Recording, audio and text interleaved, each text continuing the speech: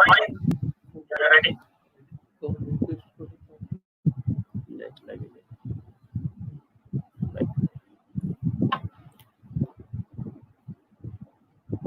morning. Good morning to all of you, and we are going to start our webinar conference just now. And I hope we'll be enlightened on your different phases of preservations of manuscripts. Thank you.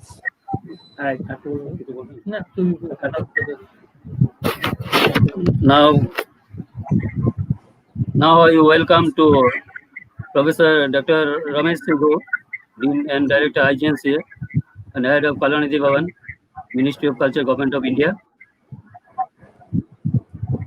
Sir, Dr. Ramesh Sigo is presently Dean and Director, Library Information and Head Kalanidhi Division is IGNCA New Delhi. Before that, he is the librarian, University Librarian, JNU, New Delhi.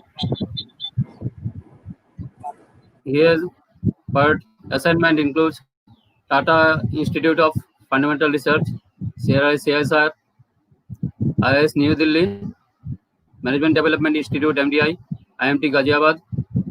A Fulbright scholar with USA, Professor Gore has visited 24 countries: USA, UK, Australia, Russia, Germany, France, China, Japan, Taiwan, Iran, Thailand, etc.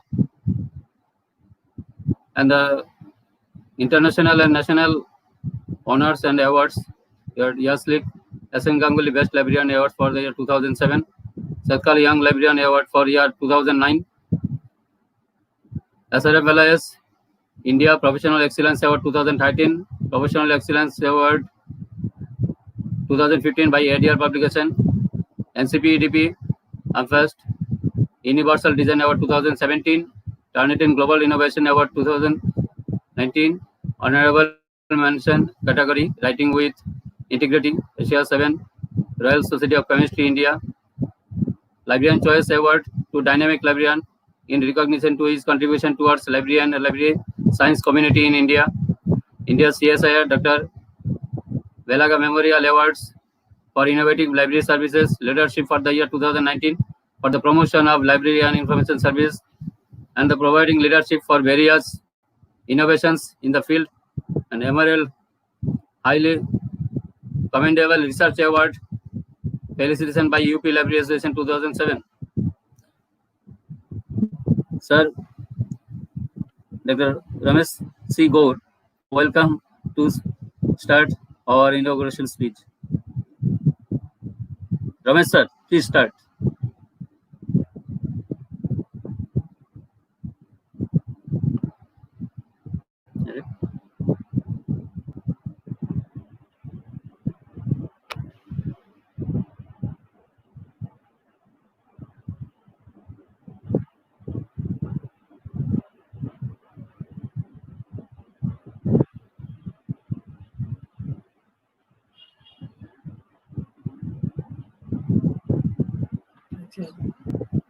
Sir, please unmute.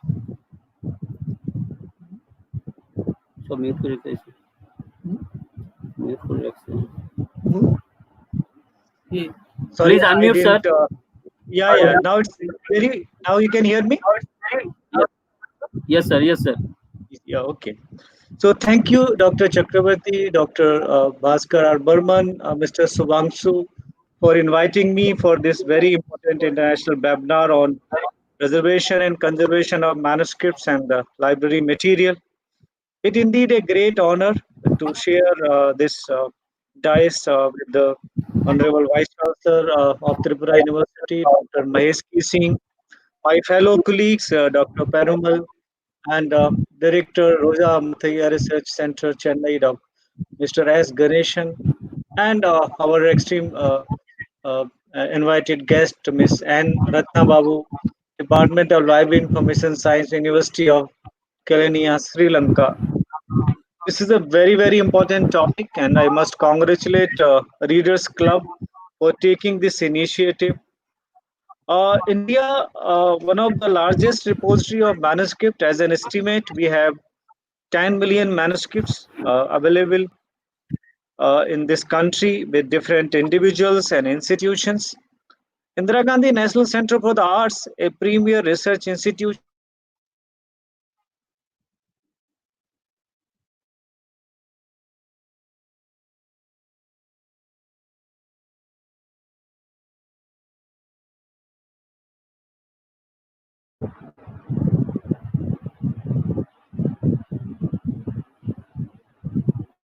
Hello, sir.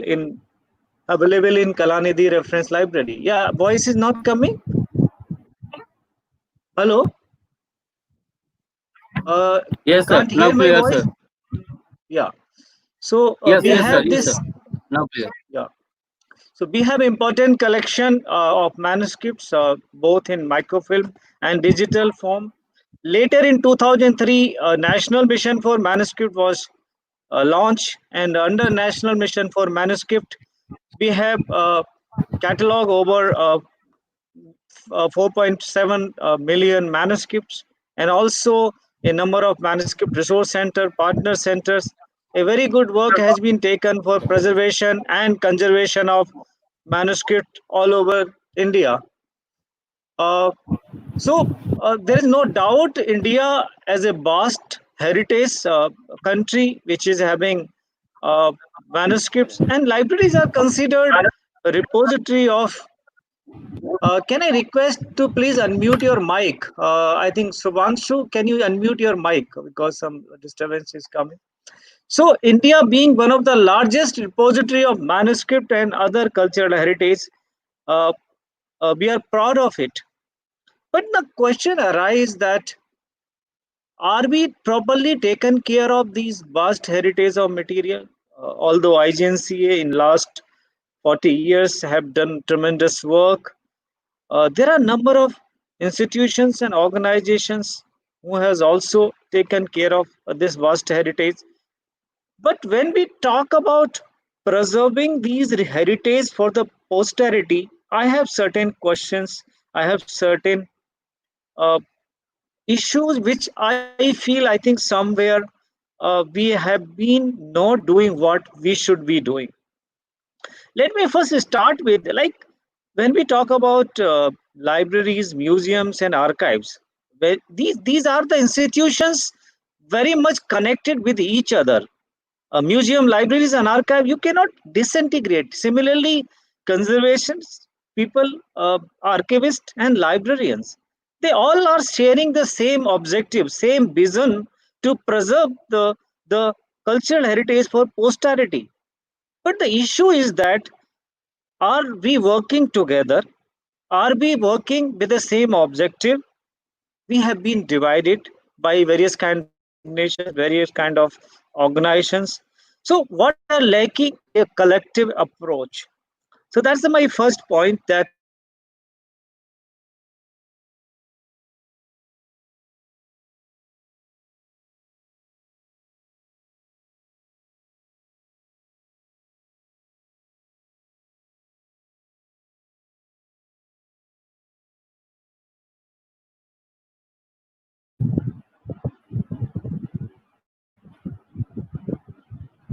conservationist, as a person with preservation and conservation focus, your your role is very well defined, that you are supposed to extend the life of some material. But how long? My question is that every material where manuscript is written, or any piece of information is written, have certain life. You can extend the life of that material for such a period, but for that also we don't have enough resources to do it. My talk will be focused that yes, we need very good preservation and conservation material, but at the same time we also need to look into the modern era, the modern technology. We need to talk about, we need to move from conservation to digital preservation, because every material has certain life, and if you want to preserve it for long term, digital technology is the most important media in front of you.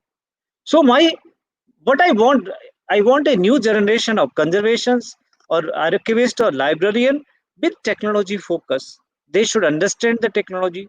They should understand nuances of the technology. They should understand application of technologies. So my concern is that are the people working in these libraries, archives as a conservation, are they really aware of what are the challenges for us in terms of digital preservation of cultural heritage? Are we having any I don't have any hesitation in saying that India doesn't have even a single program of digital preservation of our cultural heritage.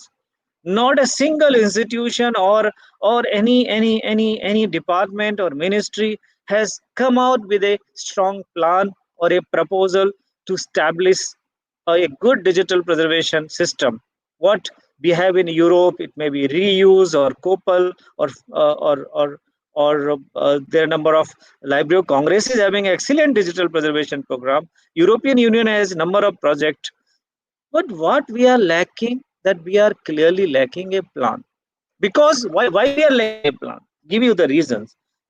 We have initiative. We have number of projects have been initiated. Number of programs have been initiated.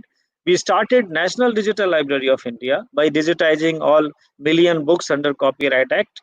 We started a project under CDAC where IGNCA, National Archives, and number of institutions were given responsibility, were engaged to digitize manuscript and create a digital repository software. We have a National Virtual Library of India project. Crores of rupees have been spent in these projects, but ultimately we are still not having a program in place where I can access manuscript online.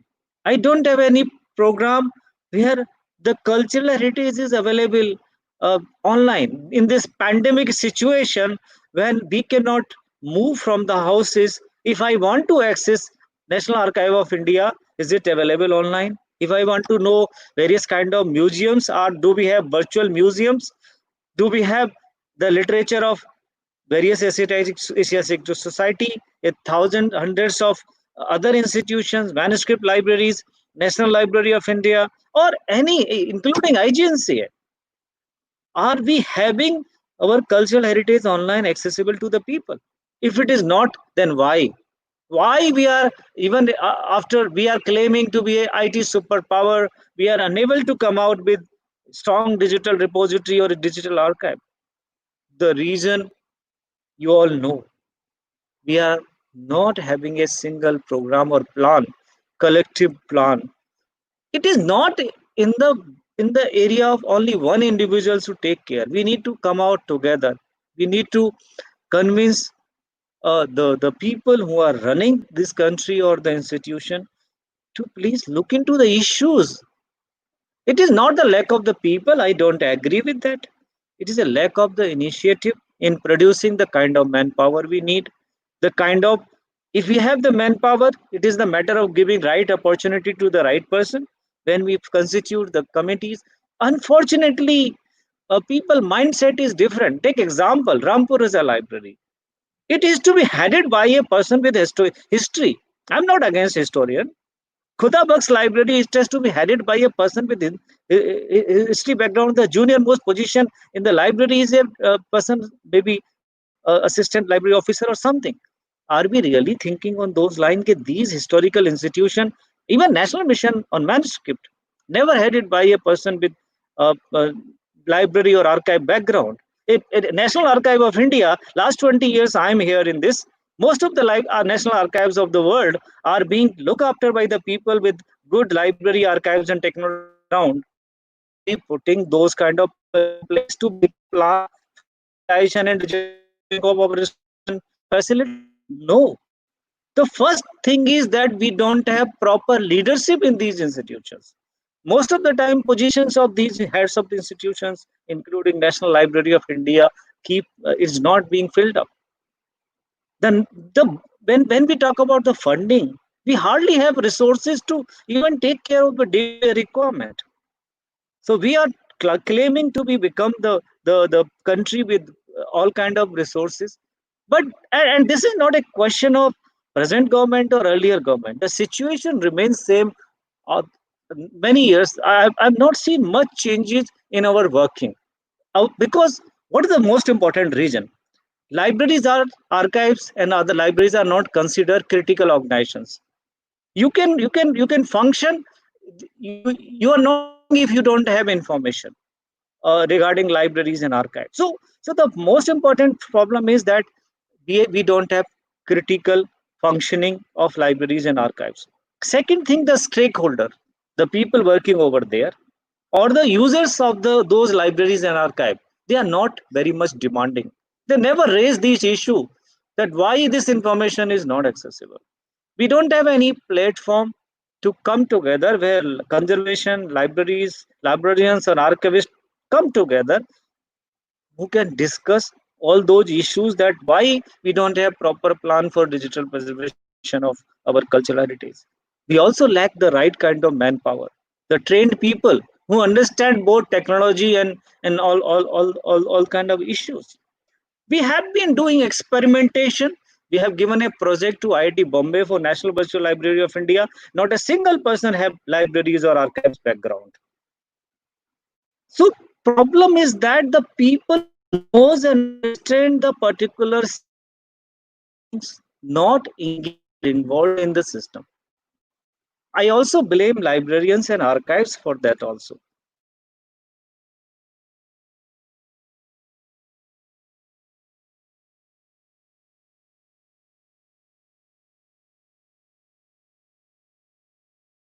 Role, these professional conferences or seminars, and at the most few training programs. They never have a plan. Books and Delivery Act was enacted in 1954. The world had changed. Have we changed that Books and Delivery Act? Now everything is born digital. Are we asking publisher to do the digital deposition just like any other countries? Like US have Millennium Digital Millennium Act. Germany has Digital Deposit Act. So every publisher, once the document is created, is being deposited to the National Library of that country. Have we thought of even having a proper kind of, our public library system is such a wet shape. Why we have not? India is having 46,000 public libraries in total. US alone is having near about 4 lakh public libraries. Our population is so many times of the US population. So do you think, and even many state like uh, Uttar Pradesh and Madhya Pradesh, there are hardly 50, 70 libraries, public libraries in such a huge state. South Indian, Southern Indian states are still better in terms of public library system. When we talk about, although our constitution talk about having a panchayat library in each panchayat, but do we have it? So issue is that when we are talking about the entire now, despite of having technology in place, we are unable to bring that technology into our libraries and archives.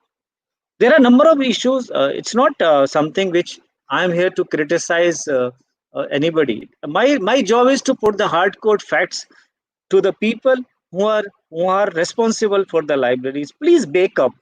We are killing our libraries by not filling positions, by reducing manpower, by downgrading the positions, by not providing sufficient work. We have already lost a lot of our heritage. It may be in the ancient time when manuscripts were destroyed by the Mughal invaders. It may be the time when Britishers took away our valuable manuscript. It was the time lot of tourist people, German, when they are unable to get manuscript from Varanasi, they recruited Nepal Naresh to go to Banarasi and collect the manuscript on their behalf. And this manuscript through Nepal was migrated to Germany. So we have already lost a lot. Are we still not prepared? Are we still not awakened to understand that whatever we have, it is very, very, very valuable. We need to preserve it, and we need to digitally preserve it. I'm not against preservation and conservation. Let's do it. That is the way to enhance the originality of the all the material. But digital preservation is the long-term program. Microfilming is the long-term digital program. Whatever, let's identify what are the most valuable heritage we have. Let them convert into digital and microfilm, because I believe We need to go for hybrid model. Digital technology is good for access, and microfilm is the good for long-term preservation. So we need to have a plan. It is not very difficult. It is only thing that we need to come together. We need to come out with a plan to go to the government. Problem is that we also don't ask for anything. We never go to the system and say that no, you, this plan is when National Virtual Library of India was not functioning, none of us has gone to the government and bureaucracy, then tell them this is not the way we should do it. We should have a plan, because we ourselves are not aware of what is the plan. We don't discuss with each other. We work in isolation. We are regionally divided. We are professionally divided. We have lost the motive. In US, there is a one single body to support museum, libraries, and archives. All the fundings, all the programs and policies are monitored by one single body in case of museum, libraries, and archives. Why we cannot think of having a department of museum, libraries, and archives under the Ministry of Culture or any other ministry, or under the direct cabinet somewhere? That department should focus on museum, libraries, and archive. Right now there is hardly any representation in the ministries regarding libraries. The center secretariat library, where director library is supposed to give some advice to the government, is not being filled up from last 10 years. There is no director of libraries in the Ministry of Culture. Now, if there is the positions of National GG Library is also vacant from many years. The question is that when there is no representation of library, a national mission of library was formed, but never a person from the library background have been appointed in that particular position. So when we don't have any involvement of librarians and archivists in the system, I think we should fight for it. We should give our representation. We should follow it up. We should request. We should plead to the government authorities. We have a very dynamic government. We have a very dynamic prime minister in this country who is willing to listen. But somewhere down the line, we also that we are not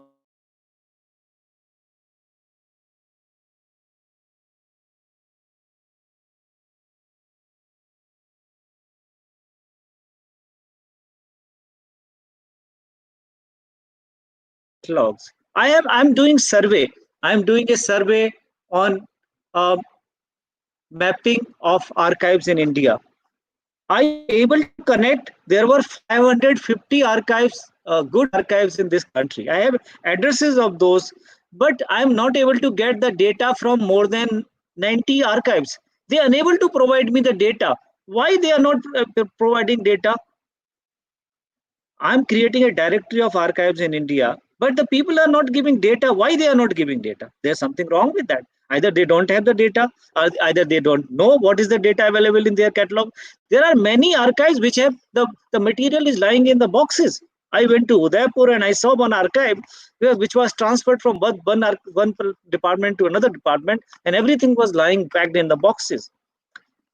So somewhere down the line, this is the kind of my understanding and my belief that we have to really have a plan. So I want to suggest few things in this concluding words for this particular thing. First of all, we have lost a lot of our culture heritage because of wrong planning, because of lack of people, because of lack of leadership.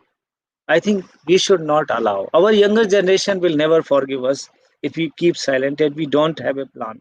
So let's have a plan for cataloging. Cataloging is the lifeline. First, you should know what you have. So let's have a cataloging first, and we can have a union catalog. Like we can, this National Virtual Library India was planned to have all connecting all repositories under a single catalog. Now there is a free softwares available, and many of our people are trained in cataloging and other things. So let's have a cataloging first, then have a digitization. There are number of funding opportunities available. Even there is some international funding. Google is going to pump in a lot of money. I have come across a news of heritage in this country. So let's explore non-government funding also, even under CSIR. corporate social responsibility. We can ask the companies like big names to help in, and they will be happy. We have local companies, we have national companies, we have multinational companies. So let's request them to provide money. Don't wait that everything should be done by the government. Let's do yourself also. Take initiative, digitize it. And then even if you create a small repository, there are open source software like DSpace or Greenstone. They can and cataloging can be done on free software. Koha, you don't need money, large amount of money, only efforts are required. Then after creating a small digital repository, let's accessible to the on the internet. One thing, I'm very strong believer of access to all. I want open access. We say we have 10 million manuscript. These manuscripts are on ancient script, Brahmi script, Pali, Prakriti, Modi, Tiglari.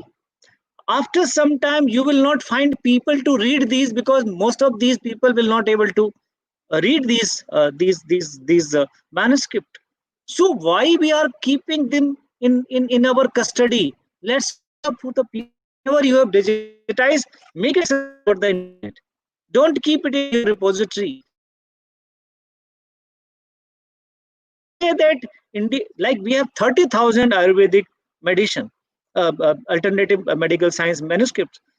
I wish if we can understand and analyze and transfer, digitize those or decipher those, we can have some kind of good alternative medicine for various diseases.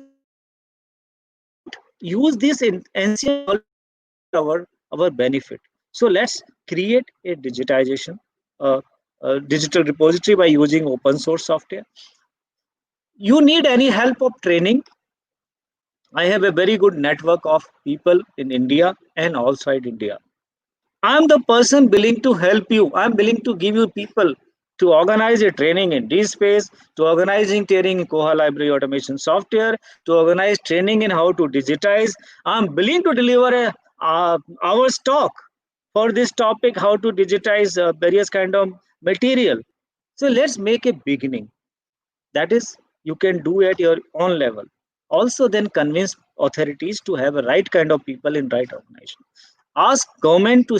There is not the question of money. If we can spend crores of rupees on NVLI and other projects, uh, if you have a project, let's come together. Some good bigger institution can share the responsibility. Come together, sort out your you forget you are a conservation expert or a archivist or a librarian or a museologist. Come together because your objective is same. Let's form a collective group. Let's have a consortium of cultural institutions. Let's have a consortium of cultural institutions. Come together, and whatever we can share with each other, even can help each other, we should do that. Charity begin at home. We have to do something ourselves. We cannot wait that everything government should do or others people should do or international expert. We don't have any lack of softwares. We don't have lack of any opportunity and resources. Only thing is a lack of initiative. So at IGNCA, I just at the last I will tell you we have started. Uh, as a dean, I am responsible for creating PG diploma courses in conservation, in cultural informatics, in digital library, data management, in Buddhist studies and South Asian studies, on tribal and craft studies. We have also started 4 online certificate courses. Last date is 22nd July. First one course is in folklore studies and cultural, intangible cultural heritage, on research methodology, on research and publication ethics, and also on cultural marketing. We have course in cultural management, PG diploma in cultural management also. We are willing to help you in any kind of training, and we are willing to collaborate for anything for preservation and conservation of cultural heritage. Uh, my my uh, last thing to you is that such webinars should make an awareness and create a network of people to come forward and save our heritage. As a member of International Advisory Committee of UNESCO Memory of the World Program, time to time I can also guide you about some international opportunities available for digitization or digital archiving or preservation of cultural heritage. We need to safeguard our heritage by making copies and making it accessible. This cultural heritage belongs not just to one individual, not to one country, it belongs to the entire humanity. It belongs to all. Everybody has right to access for it. Leave out your egos, come out with your possessive nature and make it accessible to all. And that is possible cataloging, online cataloging, digitization, and digital access to all. So, with these words, once again, I thank the organizers for initiating this wonderful webinar. I wish the webinar a grand success. I will try to attend the webinar, but I have a meeting at 1 o'clock. I will try to join after that or till the meeting is starting. Uh, I will be available for any further contact or information. My email IDs and other are available with Spango. Uh, Thank you, Readers Club. Thank you, other organizers, Tripura University, and everybody. Thank you. Namaskar. Thank you very much. Thank you. Thank you very much for your enlightening speech, and we ourselves enlightened. Thank you very much on the behalf of Readers Club International, and we will be expecting you at future conference, such conference. Thank you very much. Thank you, sir. Thank you, sir. Thank you, sir. Next October. Okay, okay.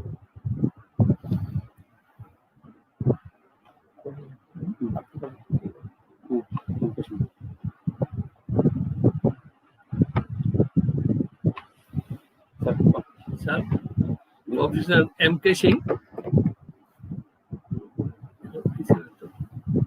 Hello. Hello, sir.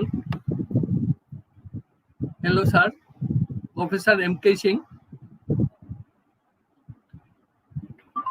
Are you hearing us? Yes, I'm hearing. Officer M.K. Yes, I am hearing, sir. Yes, start your I'm audible. you start your resourceful. Yes. Yes, sir. Yes, sir. Yes. Sir. Yes. Good morning to everybody. This organizer of webinar and our Professor Dr. Ramesh C. Gaur, Dean IGNCA, other participants and many dignitaries. It is my privilege that I am getting a chance to interact with these all the peoples. However, these materials, whatever the materials or the subject of the webinar, it is not related with me because I am the man of the chemistry. But this preservation of the manuscript, conservation of the manuscript and library materials, it is beyond my concept. But being a man of chemistry, I know how to preserve the materials, how the preservatives are used. So I think that I can have some link with that, and that's why I am going to say a few words about this your webinar. Actually, this manuscript is resources for cultures, civilization, and actual state of matter of a given period of time. It makes history rich for learning important experiences and lessons from the different period of time. So different period of times are there, and these times, how to recognize them? Only the literatures or the manuscripts are there which give this information about the different parts of period of time. And this literature or these manuscripts, literature in the form of a manuscript, that is very important. So this, whatever this webinar, and we have conservation of manuscript and library materials, it is very important because if you have the old manuscripts or this literature, we can know about this period where they are created and they are preserved. So this about this preservation and my manuscript, I have many questions, or someone can have a question in mind. Number one is this collection of manuscript from different group of cultural, religious, and ethnic groups. It is a very difficult task to collect the manuscript from different part of the country or different part of the world, having a particular way. Many people are not very ready to submit their manuscript to anybody else because they understand that these are their property. They cannot lose it. But what happens actually, they also feel it that they cannot get back it. If it is submitted to some organization, this will not be returned back to him. So that is also a problem for that. And they can also have a view that these manuscripts submitted that may be lost. So whatever the resources he has or manuscripts he has, that will lose the identity. So this collection of the manuscript from Didogur is very difficult task because we have to make them aware what is the mission for the preservation of the manuscripts and the library materials. Second is coming that if you are going to have the collection of the manuscripts or the library materials, then the preservation of the manuscript. This is another point we are going to have, and the person may have the questions how to this preservation will be there. Question may be there, what are the methods for the preservation and how it will be there. So in the old days, the preservation were done with some insects are there which are going to eat these old papers. So insecticides are used for disinfecting them. And even this generally the library people where the books and the journals are stored, they are also disinfected after interval time of time. So after the interval of time, this disinfection is there. So how to preserve these materials, this preservation method is also one of the important way. And for this preservation, the methods that must require the knowledge of the person who can preserve the material in nice way. If you can have used many insecticides which can spoil our paper itself.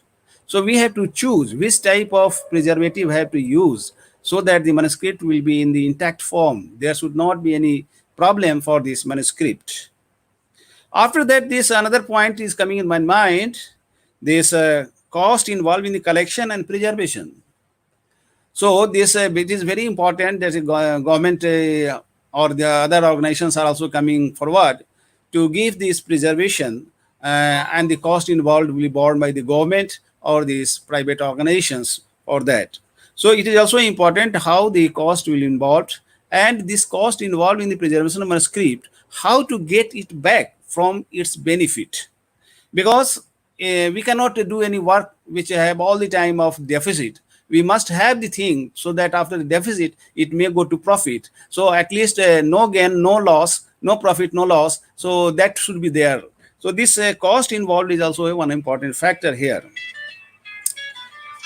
After that, this point is also coming that about this accessibility to the preserved manuscript by the users.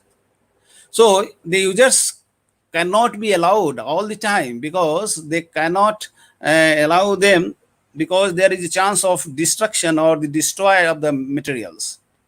So the users must be trained in a way by which it will be given to them for use, because someone can use it, but it should also be preserved. It should not be destroyed or it should not be humiliated like that.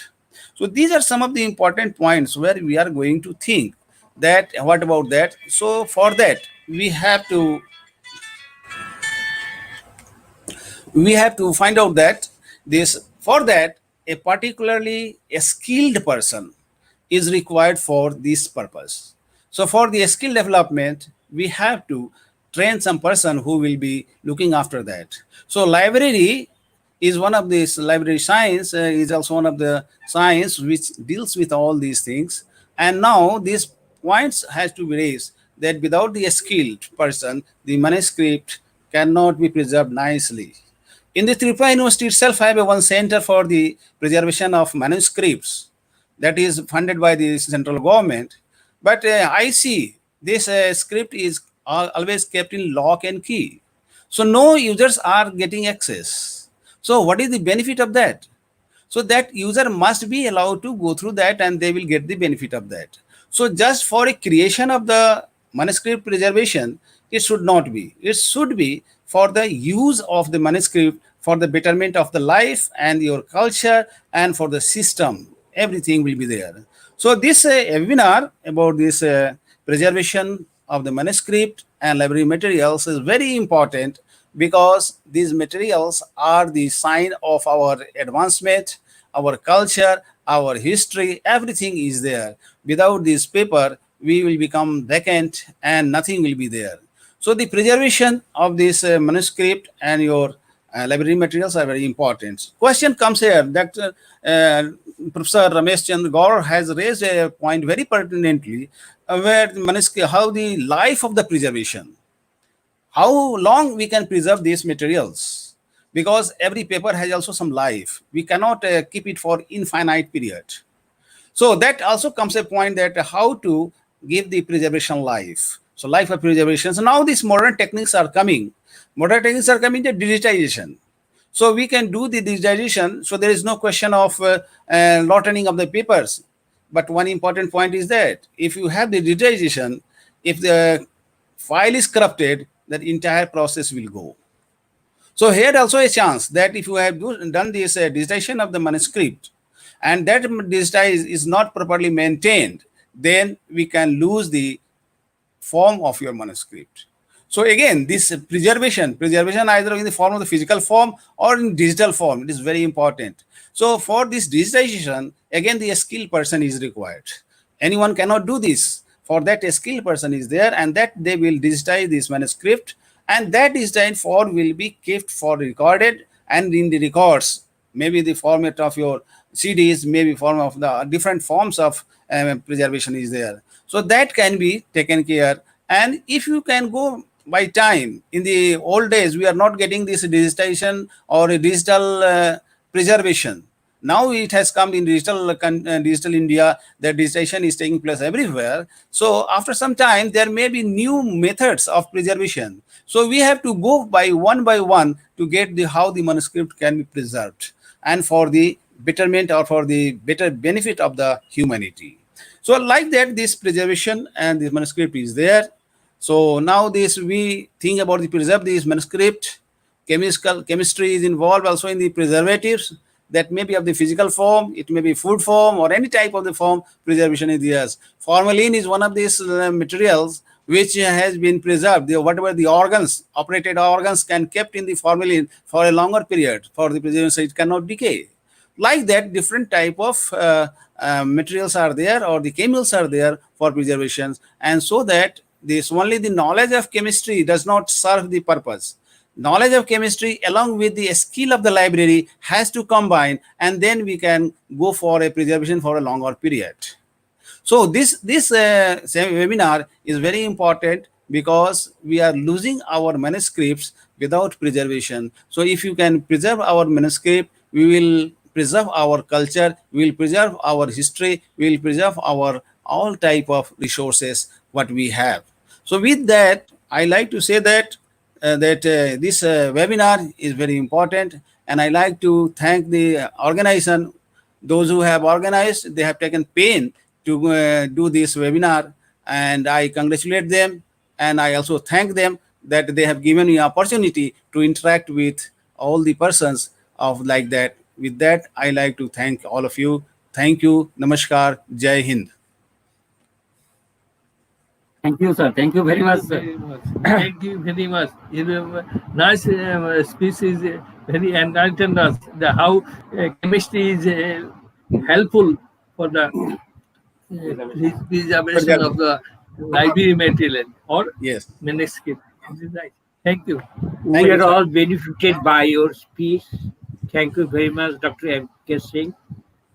And I congratulate you on your such a presentation of such thing.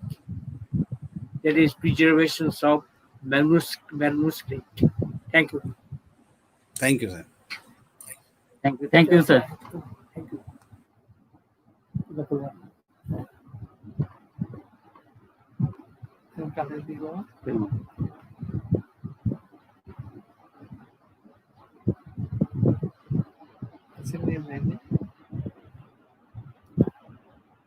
Dr. Perimal, sir.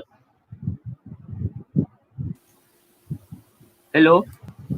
Yeah, please. Hello, Dr. Perimal, sir. Yeah, Welcome please. to, sir. Welcome. Welcome. Dr. P. Perimal, former chief conservator and librarian of Saraswati Ma Library, Tanjore. He is famous in family manuscripts and India and all over the countries. And now start, Dr. Perimal, sir. Perimal, sir, please Yeah, start. please. Okay. I am very thankful for the organizer for giving this opportunity to share my experience. So this is the right time that we have this webinar is arranged because the last 2 months mostly all the institutions libraries were closed. So because in this be 2 months we do not know what happened in that library books and everything. So this is an right time just to I think now I have basically I am a librarian and I have experience on conservation of books and manuscripts. I have the Saraswati Mahal Library Tanjavur for 32 years. And after that, I have a project in digitization also. So the Tamil books printed because the Copyright Act of ended from 1957. So whatever books printed before 1957, the Tamil Nadu government has digitized and put it in a web. So tamildigitallibrary.in. So you can find that also. So now the Tamil Nadu government has started to preserve the manuscripts also. For that also, now this is a Tamil Nadu Manuscript Mission has started. So I am holding that state coordinator. So now our motto is just our previous speakers told that people are not ready to give that manuscript. But we are not bothered about that. But we are going their house and we are cleaning and we are preserving and we are digitizing the manuscript and the digital copies we are preserving at anyone. So that will be helpful for all the people. So with this introduction, I want to share my talk with the slides.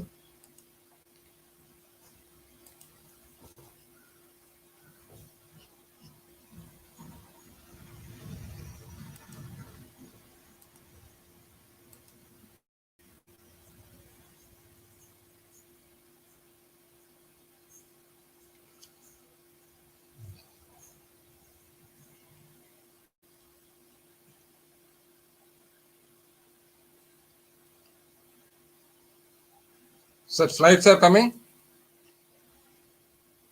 sir. Generally, our topic we have conservation and preservation, but we are not thinking that what is conservation, what is preservation. So that's why just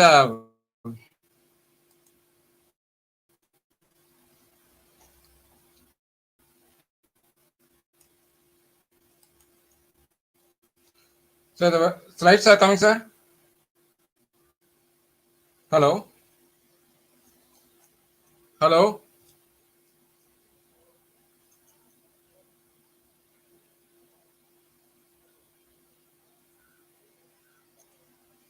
Hello.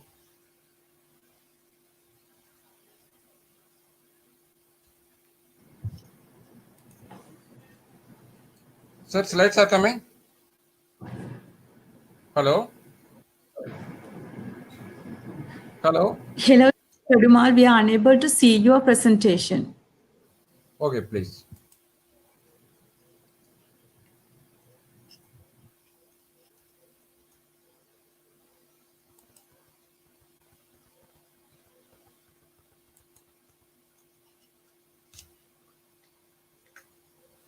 But I do not know what is a.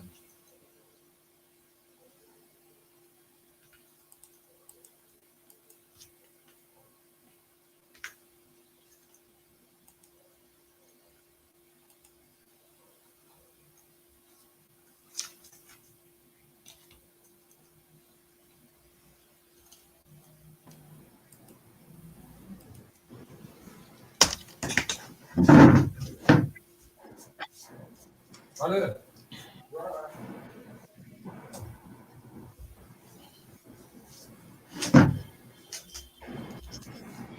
Slide சரியா வரல. Slide இருக்கு. அவங்க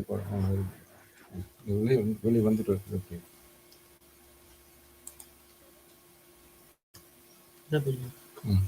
திரும்ப join பண்ணு. Slide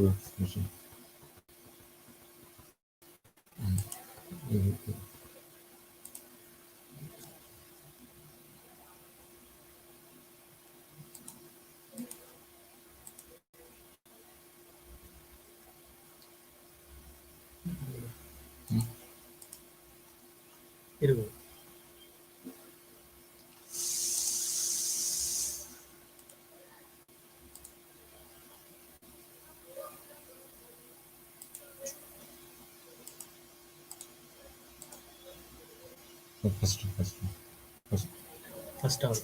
slides போடு. Slides அங்கே. Sir, are you hearing? Are you viewing, sir? So this is a.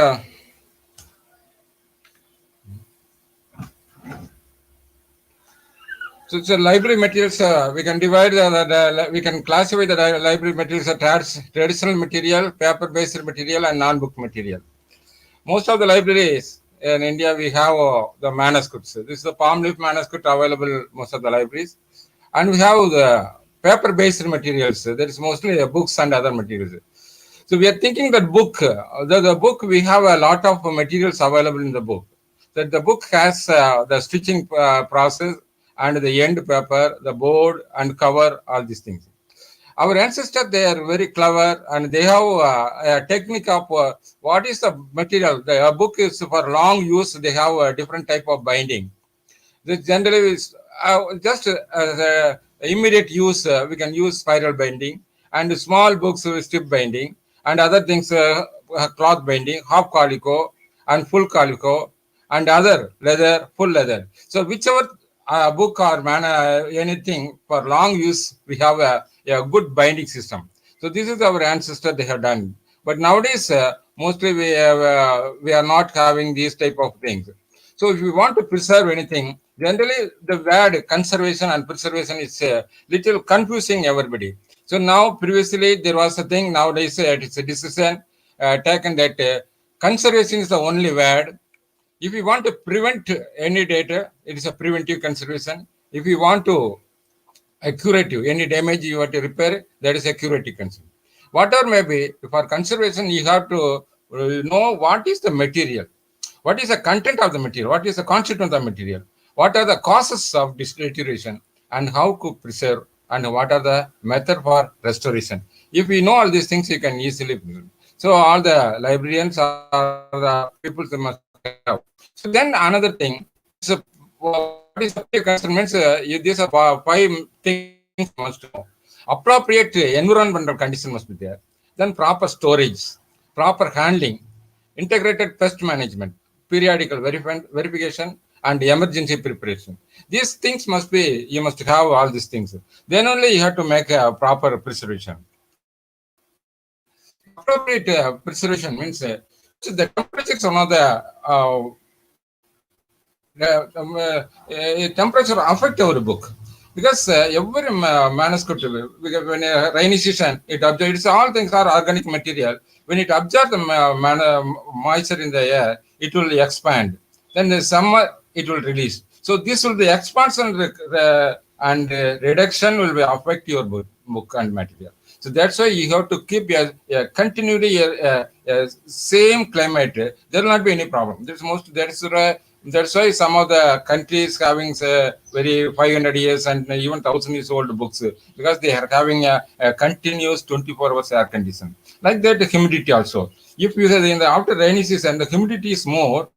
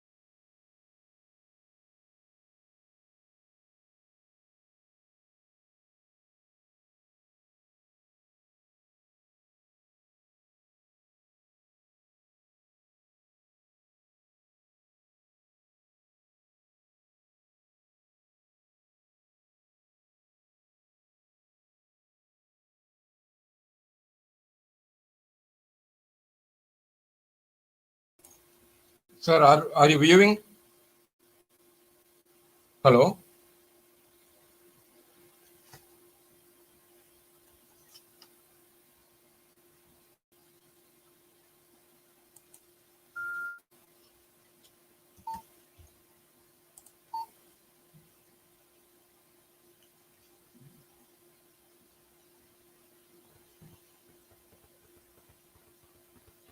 Are you viewing the screen, sir? No? Dr. Dr. PowerPoint, Perumal, sir? Oh, Dr. PowerPoint? Perumal, how you are sharing screen, I will guide you, I will help you. You go to share screen, Dr. Perumal, I will Yes, help please, you. sir. Go to share screen. First, Yes, you sir. open your PowerPoint presentation on the desktop. Have you opened your PowerPoint presentation on desktop? Yes, sir. Yes, sir. Now, sir, now Now go to are you seeing the PowerPoint, sir, or not? no. So you go to share screen option Okay, and sir. choose the application window. Click on share screen. Okay, sir. Choose the application window.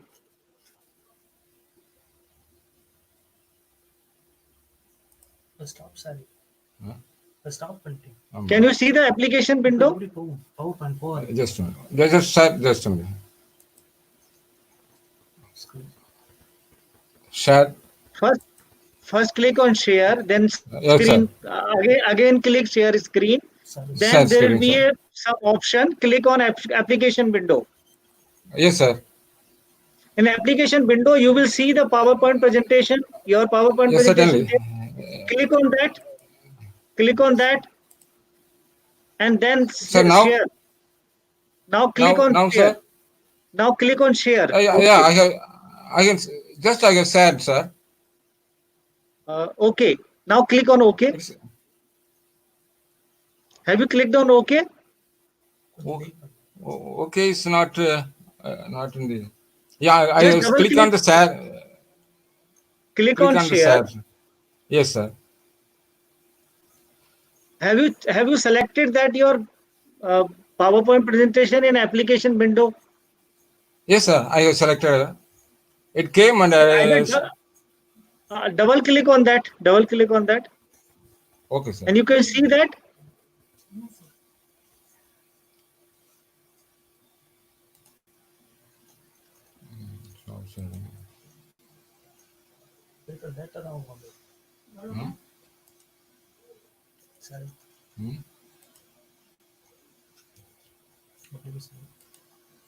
view அவருக்கு late ஆகும் open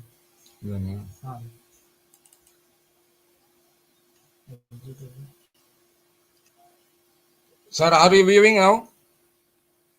No. You can see the Subranglu. Are you there, Subranglu? Can you check on video YouTube? Is it visible? Is PPT visible? I doubt it is not visible.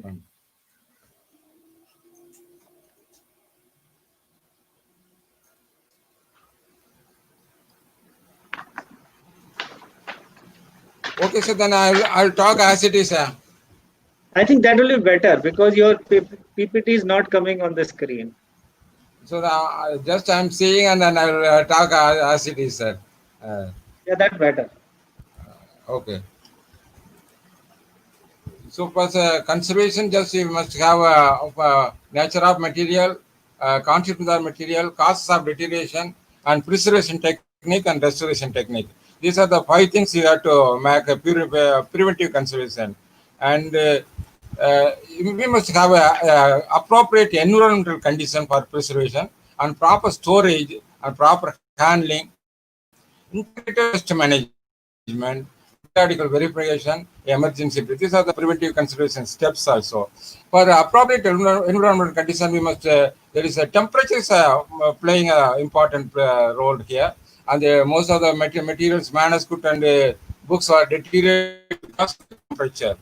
Generally, our time frame, there is the temperature must be 21 to 21 degree to 30 degree. Then that is the best thing. Otherwise, there must be the books and manuscript will be deteriorated. And humidity also, in the stack room, there is a 45% RH and 65. in between. If it is less than 45, that paper or manuscript will be brittle. And if it is more than 45, it has some more moisture, the fungus will affect it. And pollution also, because of the climate change, the pollution is there. So due to the pollution and the moisture, then the acidity is there. That will also. The light is another thing, because light in the web jar, the ultraviolet rays will playing a very dominant role for deterioration our books and manuscript. So that's why our Dr. Ranganathan advised to arrange our stack room from east to west, not falling the direct light on the thing. And most of the thing, we can see some of the manuscript library, they have the wooden cupboards, because the wood will act as a buffer. Okay, this is a 200 years old wooden cupboard. All the palm leaves are there. Some of the muds in South India, they are all the manuscript are wrapped with red cloth, because red cloth will be protected from dust, light, and heat, and also the red color will keep away the insects. That is the reason most of the thing. Red color, because even the books also they have red, because in most of the mud is Jain mud, and here in South India all the manuscript in this form only. And you can find that some of the books also, some registers also, the spine, some of the back column, the spines are red color, because our Ranganathan has advised in the physical bibliography, all the things are red color, because red is a repellent to insect. That is the reason mostly the South India, all the temple, you can find there is applied with red color. And even some sadhus, they wear red thing. And in the month of January, every house in the front of the house, they put red line, because to avoid any insect travel towards the house. So the red is a repellent insect. And some of the manuscript library cupboards must be there. So we must have a smart properly. We have to arrangement. There should not be any tight thing. Every library knows that if you have books in a very tight way, there will not be any air. That's also a problem. Then we have to use book support for that purpose. And you can see that mostly in the ancient days, chained books also in some places. So this is the deterioration, causes of deterioration we can classify in 4 things, only physical and biological and chemical and human things also. So biological means we have some 5 insects are there: silverfish, bookworm, and book lices, and cockroach, and termite. These are the things mostly, because we should not use any chemical blindly in all the time. It is only these things affected only after rainy season, when the moisture is more, and when moisture is more, the fungus will grow, then automatically that will become. So that is a thing. So here there is I'll have some pictures of manuscript, deteriorated manuscript, very deteriorated palm leaf manuscript, and the things. And people mostly dog marking is there. Dog marking, because if you have any bookmark in every table, there will not be any dog marking. In foreign countries also, they have every table, they have some book support is there. You have to use book support. Book support. Book support.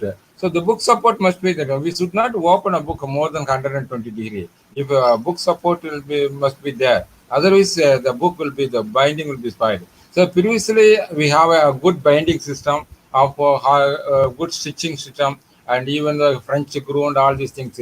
But when we are opening it, the binding will be there. Nowadays, mostly the binding, there is no binding. They have arranging the thing, and they have saw on the backside, and they are applying a gum over it. So this is the best binding system only. This is suitable when foreign countries and somewhere the climate is in a same climate. But in South India, in North India and South India, when the climate is more over 40 degrees, some 30 degrees, automatically it make dry. When you will open it, will be brick. So then every seeds will come out. And some of the librarians, without knowing the thing, they're using sellotape for repairing all these things. The sellotape will be damaged to our books and manuscript. So we have to avoid the sellotapes also. And in that case, we can use some tissue paper with ordinary paste.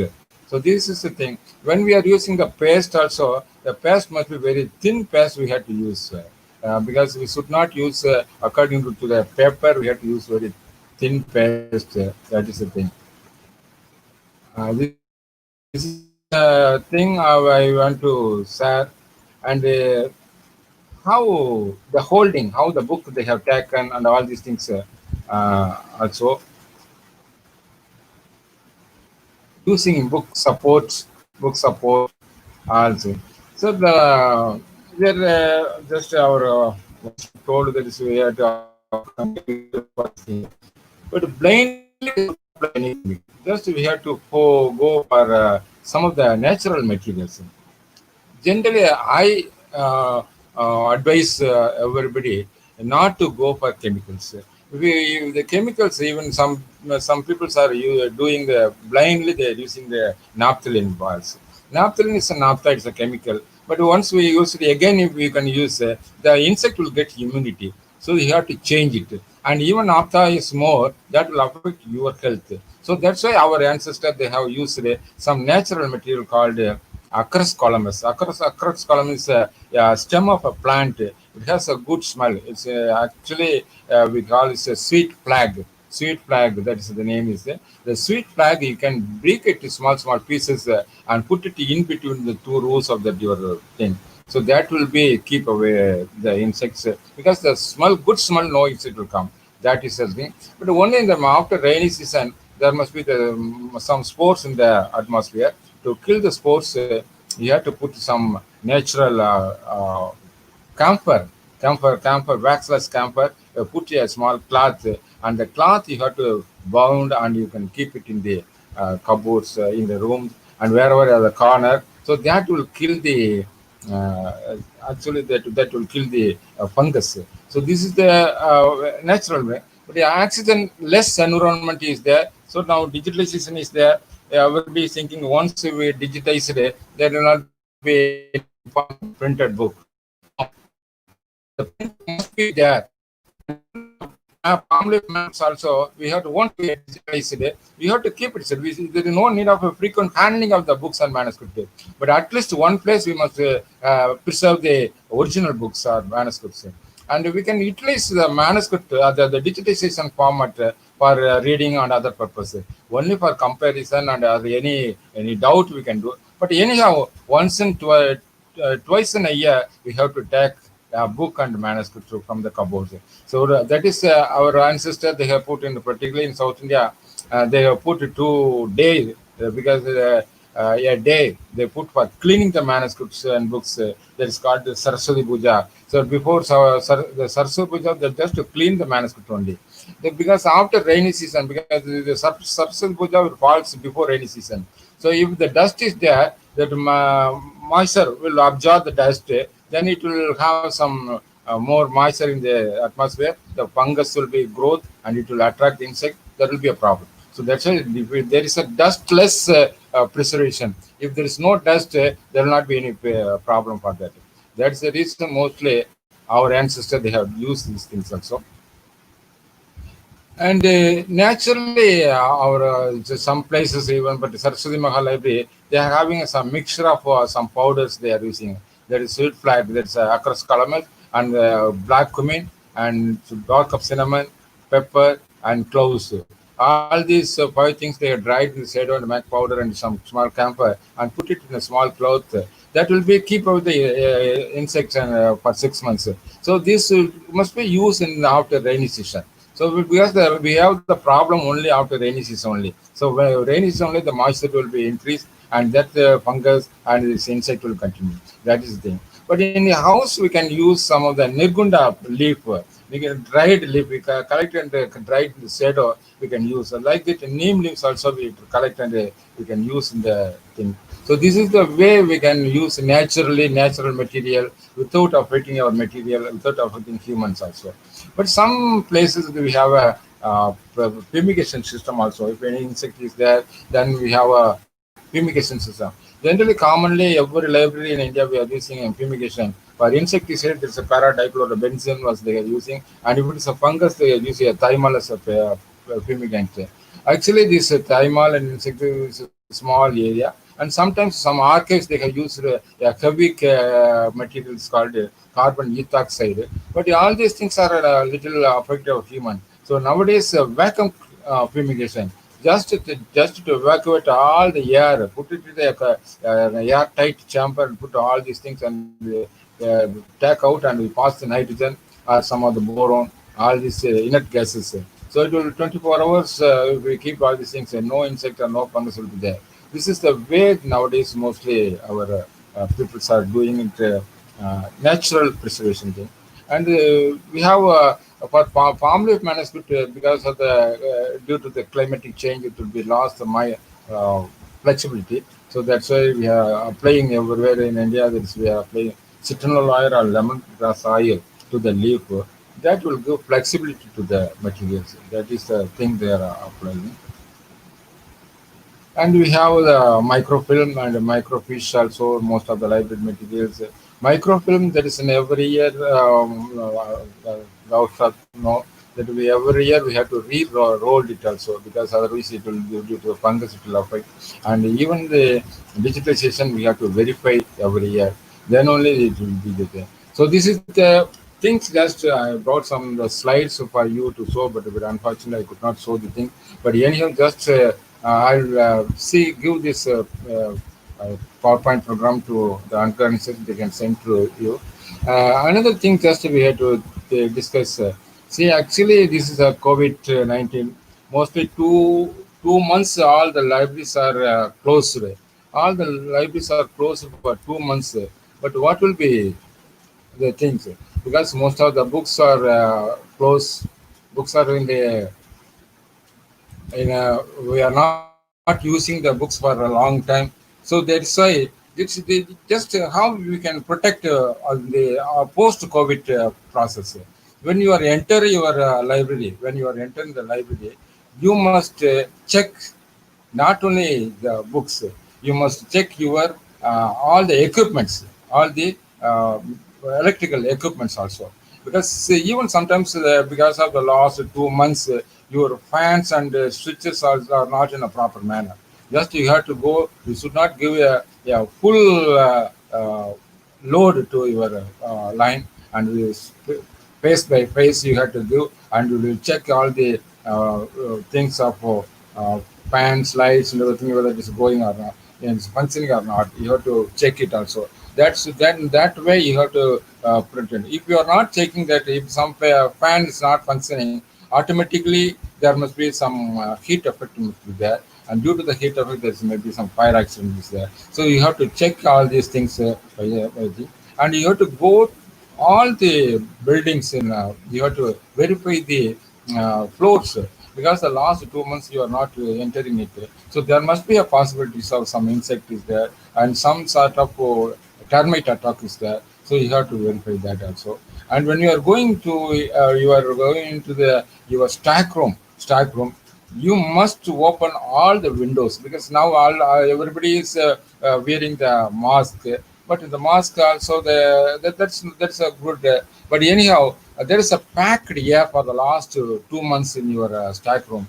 So you have to open all the windows, and you put your fans, so that the windows the air must be changed. At least the air must be changed. You should not inhale that air. You have to open and you have to come out. At least 2 or 3 hours, the air must be changed. Then it's better. Whatever may be. So because of the book, it's a closed condition, and even there must be some heat effect is there, and book must be some sort of filthy smell must be there. So for that is due to that deposit of dust. So you have to, from one book to, you have to separately each and every book you have to take out from near the window, and sucking system you have to suck the thing, and you have to clean each and every book racks. So there must be some deposit of thing. So this dust must be the dangerous for our manuscripts and books. You have to clean the dust thing. If you are cleaning the dust, there will not be much problem. And even then, there must be the smell. You have to change the smell. So I have already mentioned Acarus calamus. Acarus calamus is a sweet flag. You can purchase, and you have to cut it, and you put with Acarus calamus and in between the book rows. So that will be giving a good smell also. If you find, if it is in your library is an air conditioner, there must be some fungus problem must be some of the corners. So you can go and you can see where any books having some fungus, and you have to remove the books first immediately and put it in a aeration separately, and you have to change the separate the paper, and you have to clean it separately, and you can put the camphor, just that is a camphor in just you can put the waxless camphor you can purchase, and put some pure pepper along with the camphor. So the pepper will control the evaporation, the rate of evaporation of the camphor. You can put it in the corners. So that will keep away the good smell. So to avoid the fungus smell. And this Acarus calamus, if there's no fungus, you can use Acarus calamus. So if it's there and if you have a special collection in the book closed, you must open every cupboard and you have to take out the book and use it. If you find any books affected by insect, certainly you have to keep separately. But you actually, for one or two books you have affected with the insect. The insect means there is some bookworm. There is no need of any chemicals immediately. So you can tan the pages. You have to change the climate change. Every insect will be grow with some certain climate only. You can easily do the things. That way that you can go, that you can do these things. So this is the way we can be. When you are purchasing any newspaper from outside, when it comes inside, you have to apply some sterilizing thing, and before using the paper, you have to use some sterilize some chemicals to spray one this thing, or you can have some box and with it put it all the newspapers and spray, and then after 1 hour you have to use. So these are the method. Just this is the time we have to safeguard our books, and we have to safeguard our ourselves also. So you have to this thing, and you have a microfilm or microfiche or photographs, and even you have any maps and everything. You have to unroll and you have to roll it, because generally mostly you have a drawings or maps. Don't roll it. If you don't try to, if it is a small size, you try to put it in a flat ground, because map drawing chambers are available, and you can use that type of thing. If you have a very big one, then you have to roll with the inner pipe. There must be a pipe. You have to roll it inside. So this is the method you can use this thing. So for this books and manuscript preservation is a very, if you understand, there will not be problem, because what is a book, what is a paper, and what are the materials used in the paper, and what are the causes of material, and what time, because the integrated pest management is nothing but just you have to verify, because the rainy season, before rainy season, there will not be any fungus or anything is there, and you have to only some insects, some of the rodents must be there, some of the termite, even termite will come only after rainy season only, because the termite is only in the ground only, because the ground, when the, if your building was just like in a ground, then there will be a termite problem must be there. So in ancient days, mostly our forefathers, they have built any building 3 feet higher than that ground floor. So the 3 feet higher than means the capillary action, that moisture won't go more than 3 feet. So there will not be any termite problem. But nowadays we are building not such a height. So we must have, but we have to take care of that things also. But because now we have a good flooring system is there. But if any in the flooring also, if any damages anything, then the termite will come that way. So you have to take. So verification is there every month, every week, when you are after leave, after a holiday, when you are opening, you have to go around wherever the corner is there. You must go the corner, because mostly most of the insects will live in the darkness only. Particularly the cockroach will be darkness. The cockroach will be live in the near the toilets and near the water and some food subs. You should not allow food subs inside the library or inside this campus.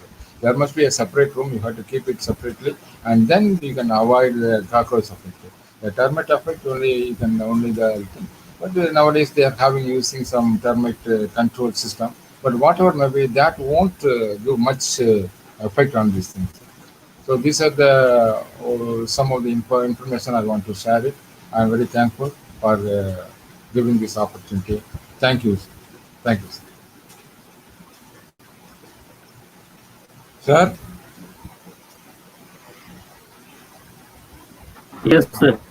Thank you very much for your enlightening speech, and we are much benefited. Thank you very much on behalf of. I could not show the slides. That's why I am little annoyed. But anyhow, I will send that slide and you can share the participants. Anybody? Yes, sir. Yes, sir. PPT will be sent. Okay, thank you, sir. So participant are. Thank you very much, sir, for your enriched, informative presentations. Thank you. I Thank hope, you, sir. and I also expect for future presentation. Okay, sir. So Okay. thank you very much, sir. Thank you, sir. Thank you. Now welcome to Ms. Nadika ma'am. Hello. Do you hear me? Hello. Yes, I can hear you. Hello. Yeah. Yes, I can hear you. Okay, sir. Okay, ma'am. Ms. I think I'm Nadika audible. Ratnamahu, I think I'm audible. senior lecturer of University of Kelaniya, Sri Lanka. Welcome to the webinar on behalf of Readers Club International. Please start, ma'am. Yes, sure. Please start. Hello. Hello. I'm trying to share my screen. Okay. Yes.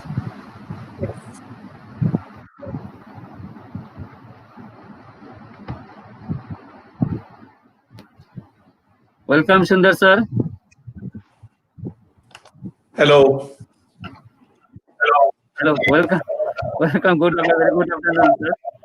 On behalf of Readers Club International, welcome you. Thank you. Thank you, sir.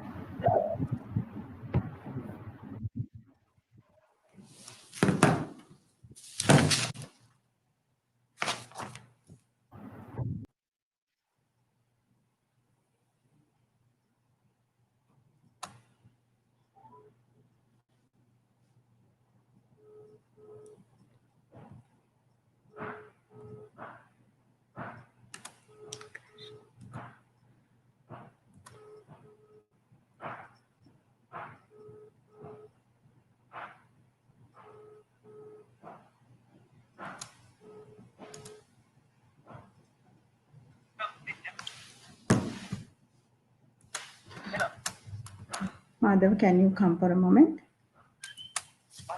Yes, okay. Yeah.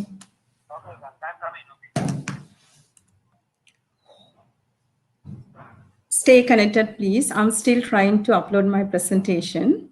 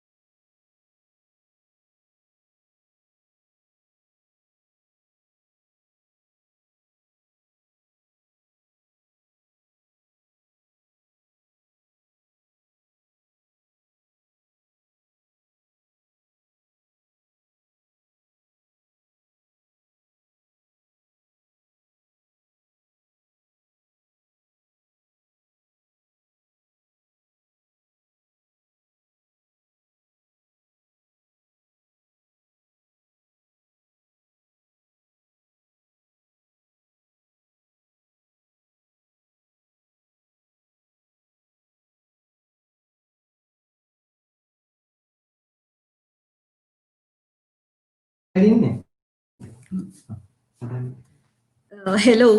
dear organizer, could you please give me the permission to enter my presentation?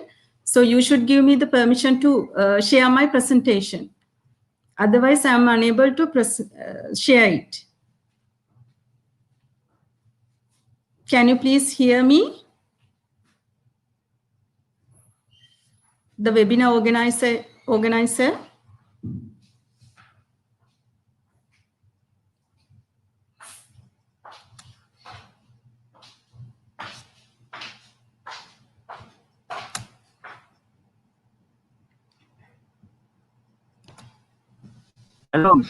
Hello, madam.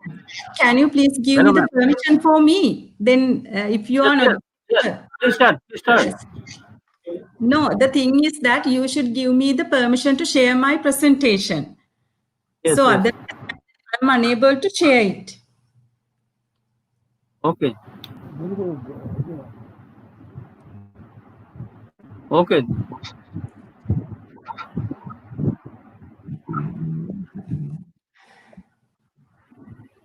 Yeah, now it's okay.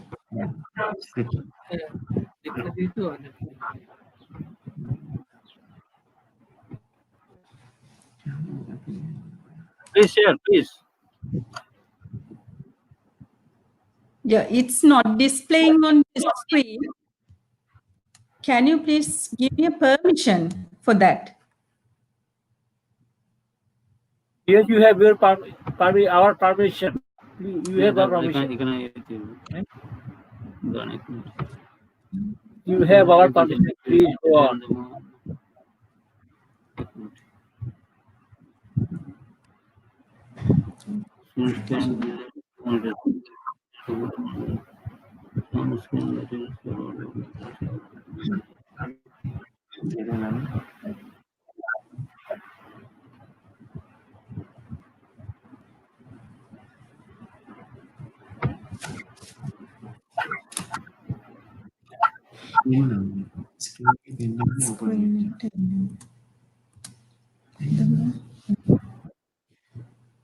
Please share your screen. Now it's Then shared. after that, I.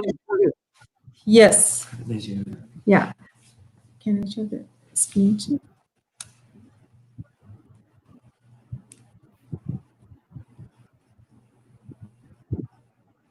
Sharing.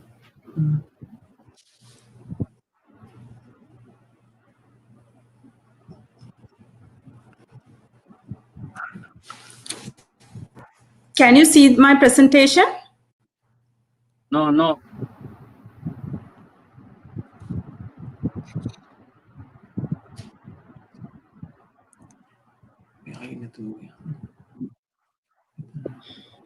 Again repeat. Yes. Again share the screen. Yeah, I sure.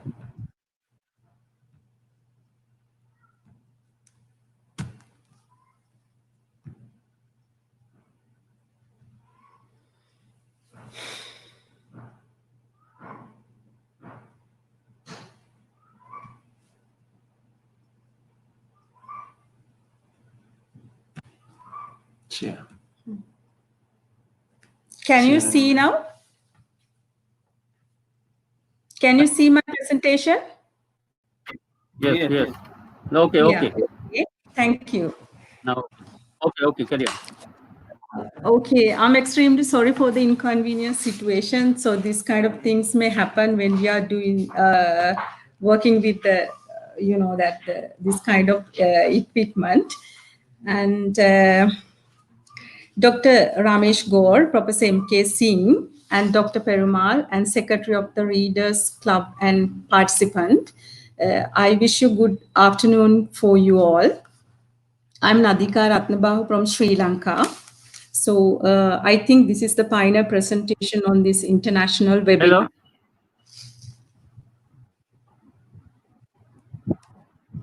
Hello, can you hear me now? Am I audible? Yes. Okay. Yes, audible. Please carry on. Okay. Yes.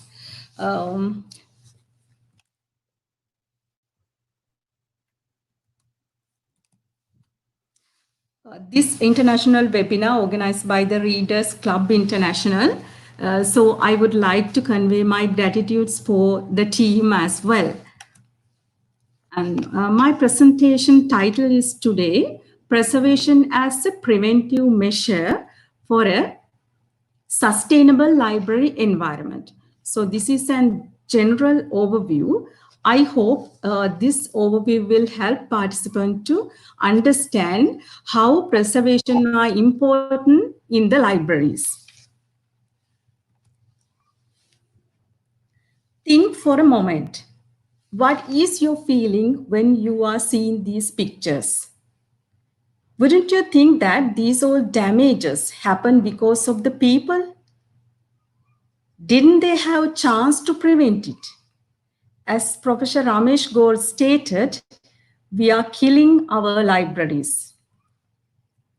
So then, are you expecting to maintain sustainable library collection at your library? I hope this is a dream of any librarian in any kind of libraries in the world. No doubt, for that, preservation is a final basic solution. Fine. According to the Shao in 2004, library is a repository of wisdom of great thinkers of the past and the present. This diagram simply defines the library. According to that, a library is a place where the document containing knowledge and information are stored technically and scientifically proceed and properly preserved and easily available for the users. So that is the simple definition of library. But you have to think about that this trademark letters. It means it should be properly preserved. Why we are preserving it? We should preserve it for our future generations. So these are some different type of library materials. It includes such as conventional, non-conventional, and digital electronic at present. These indicated materials, namely books, manuscripts, periodicals, newspapers, and their features differently. As Professor M.K. Singh mentioned, manuscripts are more important. As he mentioned that we are losing manuscripts at present because it doesn't take care of for the future generation. Further, as stated by the National Library of Australia in 2004, library materials are composed preliminary of organic materials, and they are subjected to natural deterioration.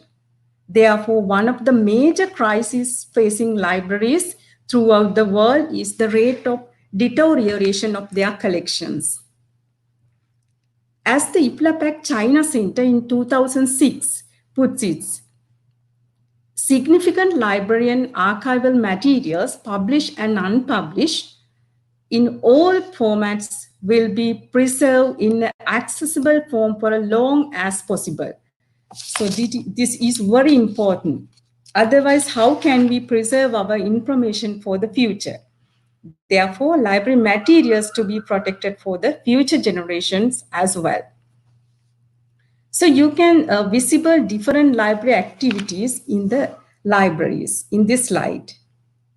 As an example, when the library is purchasing material according to the allocated budget, sometimes low-cost paperback materials are selected.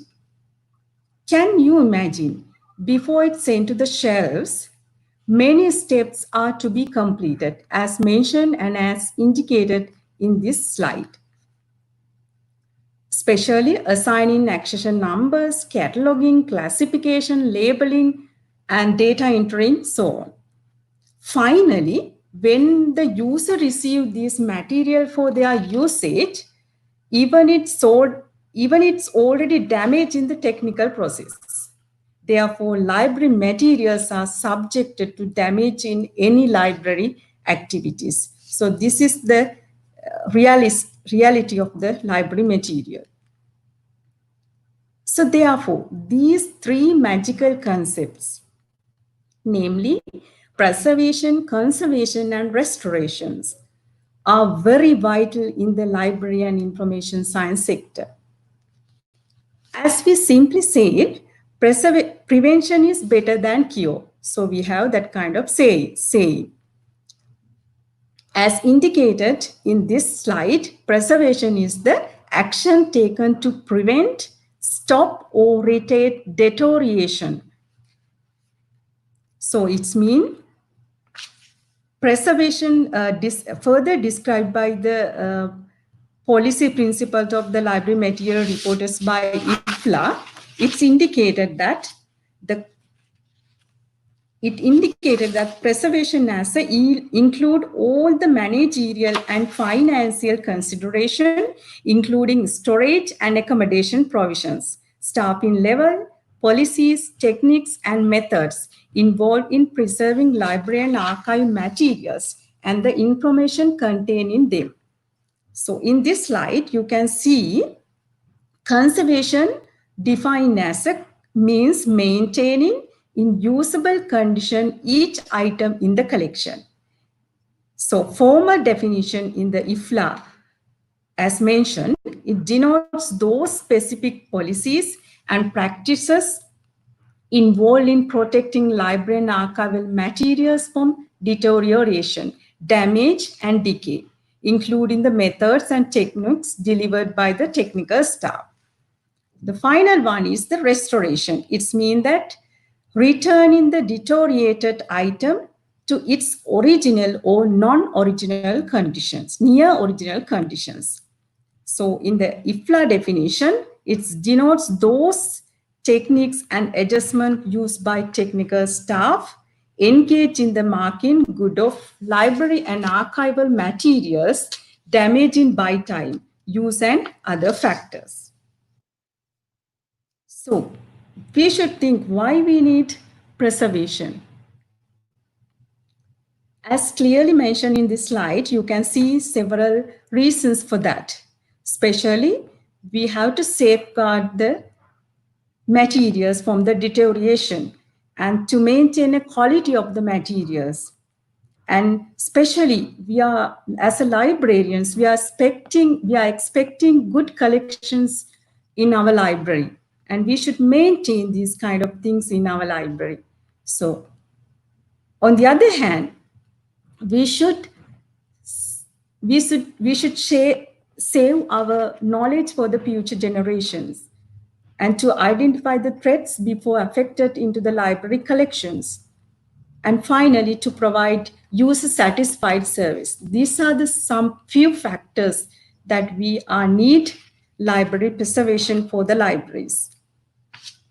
Onsuride and Adentula in 2017 stated that library materials could be damaged due to the wear and tear, shrinking, cracks, brittleness, wrapping, bioinfectations, discoloration, hole, dust, dirt, accumulation.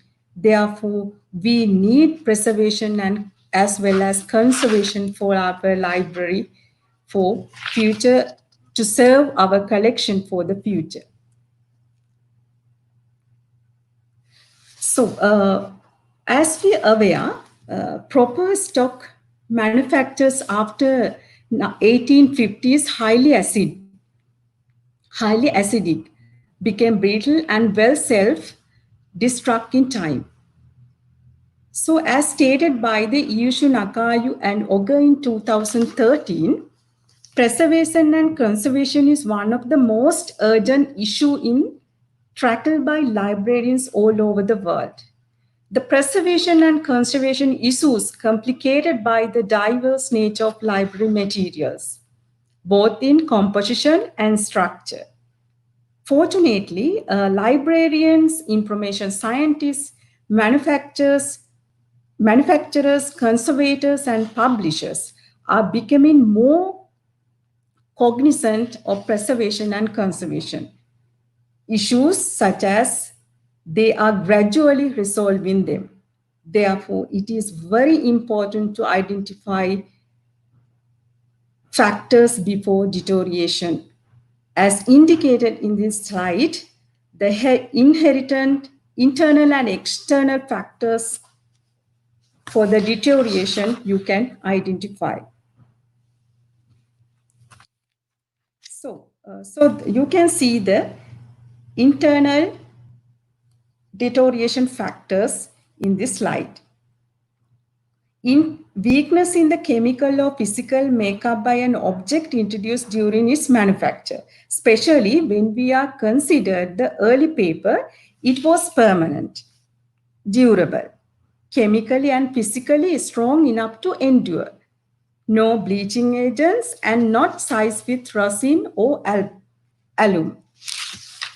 However, modern papers since 19th century has wood pulps as its basic raw materials instead of cotton and line range. It bleached with the chlorine and the paper sized with alum and rosin.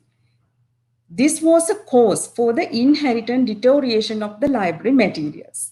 Example, even you can observe basic discolorations, dust inside in the library materials. I believe that you have that experience. So when we think about the external agents of deterioration, so next fact is, you can clearly mention in this slide, there are some agents such as physical agents, chemical agents, and the biological agents. So in other side, you can see the example for that. In the physical agent, the temperature, light, sound, and this kind of things may affect it for that matter. And when we think about the chemical agents, dust and dirt and internal acidity may be affecting for the deterioration. And when we move to the biological agents, especially we know that in our libraries, there are many more biological agents such as rat, mice, termites, silverfish, and like that. Those biological agents are too dangerous because they can easily destroy our collection. And finally, environmental factors. How environmental factors are affecting to our collection? You know that when we think about the light, direct sunlight is badly affecting to the library materials. So therefore, we have to control the light in the library, especially. And next, human factors. It's directly affecting the casual attitude of the library staff as well as the users. Even you can observe how the users' behaviors at the library. Sometimes they are marking and highlighting books and tear off even pages. Perhaps even library staff roughly handling the library materials when they are shelving. Those malfunctions to be avoided. And these are badly affecting for the library materials. Another factor is major important factor, it's a disaster. Unavoidable occasions such as flood, fire, storm, earthquakes, etc. are seriously damaging our libraries. So therefore, preservation is very important to prevent the above inheritance and maintain sustainable library collections. Those hazards to be controlled or avoided from the library. In this occasion, prevention or preservation is most significant. As librarian, why we accept the deterioration of library materials? Those are the cultural heritage of our nation. So we are the protectors of that knowledge. So therefore, preventive measure and curative measures to be taken by library professional as indicated in this slide. Especially when we think about the preventive measure, good housekeeping and the caretaking, dusting, periodical supervision and preservation of repository, and damage by physical, chemical, biological, and other factors to be identified. And next, the curative measure, as mentioned by our previous resource person, preparing, mending, and deacidifications, laminating, and these kind of preventive measure to be taken to protect our library materials. So in this slide, you can see some preventive conservation actions that we can taken for the library conservation. Sorry, the library preservation. As we said about prevention is better than cure. Therefore, it is necessary to provide proper preventive conservation actions for the libraries. As a result of that, we can control the environmental factors, especially in the libraries. As an example, humidity is a case of the deteriorations of library materials. So that is common thing. To high humidity, to control that kind of high humidity, we can put the silica gel in the dishes and kept in different places in the room. So this is kind of some basic treatment.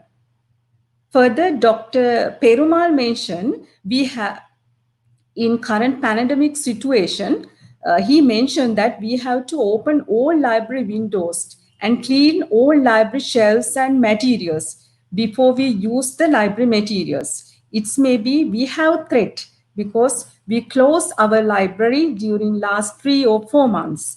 So as a result of that, some biological and some environmental factors are affecting to our library material. Therefore, librarian to be considered these factors furthermore. And next one is preventive measure for biological factors. This is next important one. Day-to-day good housekeeping and maintenance are much more important here. Good circulation of air, proper distance are very important. So I think that attached library picture says much more things about this. And next factor is the preventive measure for chemical factors. And this also a very significant factor. As an example, polluted air should be eliminated from the library. Otherwise, it's cause for the increase of acid level of the library materials. Therefore, air conditioned environment could be arranged as a preventive measure for that. As a Dr. as a Dr. Perumal mentioned, under this pandemic situation, it's badly affected the collection, especially fungus situation may spreading in the library. Therefore, these chemical factors to be carefully handled by the librarians. And next one is the preventive measure for human factors and disasters. What are the human factors? Those are the do and doesn't for users and library staff. Especially, it helps to last of the library materials. As an example, we know that some users in the library, they are avoiding, they are leaking of fingers as an aid to turn pages. So that is a kind of malbehavior because it's directly affecting to the library collection. And another one is they are underlining and highlighting some on the materials. So that one is not a good quality of the users. And next, book should not be left open to the reading tables, and it should be face down. So otherwise, you can see that there are two pictures. You can clearly see that some materials are kept in some order, but this kind of storage is not approved under the library preservation and conservation. So next, as we generally aware, barriers are always arising to oppose to the things that we already plan. same as the preservation in libraries. In 1950, Borne identified that the conservation and preservation are as a neglected area. Especially libraries were more focusing just only dissemination of knowledge, not for the conservation and preservation. Even in library teaching, schools are trained students in book selection, cataloging, and classification, but not in conservation and preservation. I trust this situation is still common in the world. Therefore, we have to take care and we have to keep our attention to train the people. As Dr. Ramesh mentioned that we have many more programs, but the thing is that we should train the people for the conservation and preservation. Furthermore, inadequate budgets, trained staff, infrastructure, policies, and those are arising as a problem in the conservation and preservation area. So I trust that to settle these barriers, librarians need to keep their attention to, especially they need to make aware of the administrative people who allocated some sort of money for the preservation and conservation, because they don't know that the library conservation and preservation are more important in the libraries. So librarians should know, educate them and should aware them. And on the other hand, training staff, and especially the undergraduates and the library staff, should be trained for the conservation and preservation. As I already mentioned it earlier, Dr. Ramesh said that we have many more chances to get in trained. Please, I think that is a very good opportunity for the Sri Lankan people, because he said that many more information about the trainings and trainings on conservation and preservation. Therefore, please keep attention regarding his idea.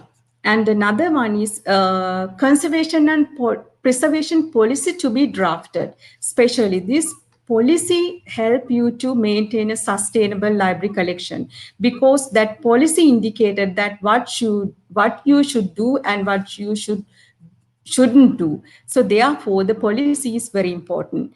And I believe that as a team, and as Dr. Ramesh mentioned, as a team, we can solve this problem. So it's not only in the Sri Lanka, but also in the India. So many countries are doing so many programs and conducting some vast areas project. So why we can't get together and make one unity to train the people and give chances to others to share their knowledge? I think it is very important. I believe that I need to share this information with you all. And that's all about. Finally, thank you for the participant and the International Readers Club and its secretary to giving me this priceless opportunity. And I'm very honored to participate for this participate as a resource person with this conservation and preservation webinar. And finally, my message is stay safe since the pandemic situation is existing in the world. Thank you very much.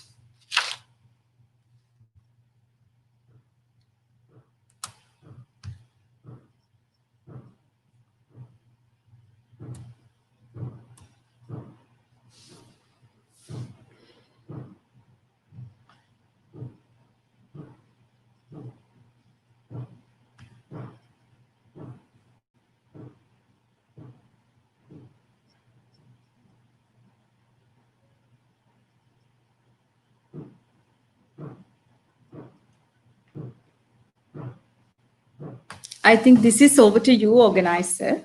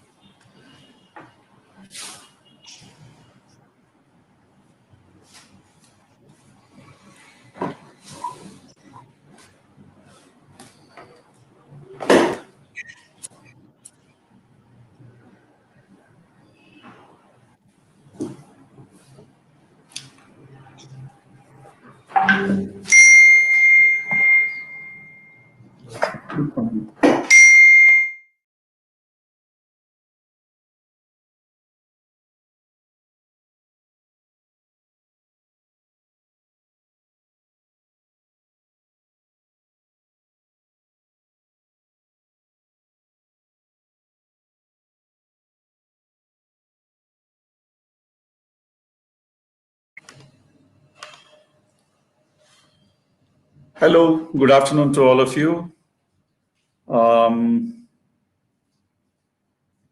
Thank you for this opportunity, and I'll be talking about preservation, and we'll be also talking about the Roja Mathia Research Library in Chennai as a kind of a case study.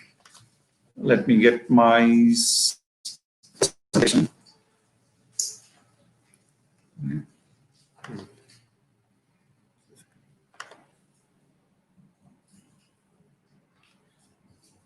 Application.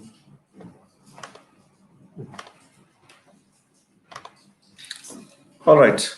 So can you all see me? I mean, my slide. Hello.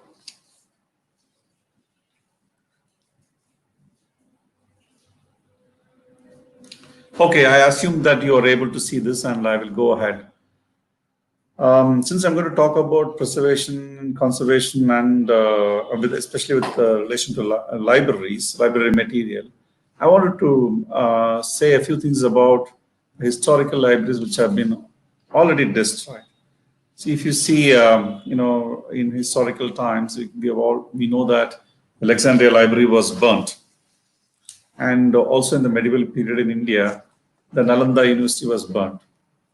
And several libraries all along have been burnt or destroyed for different reasons, for different causes. Well, the recent history, if you take the recent history, we can think of the Library of Congress, which was burnt in the 1814, and in Germany during 1933, the Nazis destroyed several libraries, several collections which they were not interested in. Also in India, in 1984, a major Sikh library was burnt. And we also cannot forget another very important library, especially for Tamils, is the Jaffna Public Library in Jaffna in Sri Lanka, which was burnt in 1981. So, in history, why are these libraries being burnt? So if we see that, there are culturally sensitive material. Libraries are kind of a memory, our public memory, our literature, our language, our heritage. So many things are, embedded in these collections. So these libraries are usually soft targets for people who want to target such collections. It could be ethnic cleansing. It could be simple, a difference of opinion between one ideology and another ideology, or it could be a caste problem, or so on and so forth. So, at any rate, what I wanted to argue is that the libraries are soft targets for people. So, while that is the case, what we see in history, see how libraries are getting disintegrated. And I'm going to show you a few instances in India. So this is one of the major libraries in India, in Delhi, where they hold manuscripts. For certain purposes, I'm not mentioning the names of these institutions. So this library has manuscripts, and you see how rare manuscripts are being preserved. Basically, they are tied with some newspaper or wrapped around a newspaper and with some kind of ordinary ropes. So this is how they are stored. In another instance in Chennai, in a few libraries, there are 3 different libraries that you see here. One library, you see how books are bundled wrapped with some paper and just kept in the library shelves. And in another library, you can see gunny bags. Books are stored in gunny bags. So they think they are not useful. But when we opened this particular collection, we found absolutely rare items and very important, unique items in this collection. And the third slide you see is, a book being, which has been, what do you call, laminated. So a laminated book, look at the laminated book. What happens to a laminated book after some time? What happens to this? We will see in a few minutes from now. So in another collection, see how collection has been kept. This is a collection in Kadalur, in Tamil Nadu. This is one of the government libraries in Tamil Nadu. And this is another very interesting collection, a private collection where things are stored on the lofts of their houses. And these are extremely valuable material. And when we did a library survey of material, so we discovered some of these collections. And you see how a library is being used as a godown, not more than a godown. So in many collections, many libraries, this is how libraries are treated.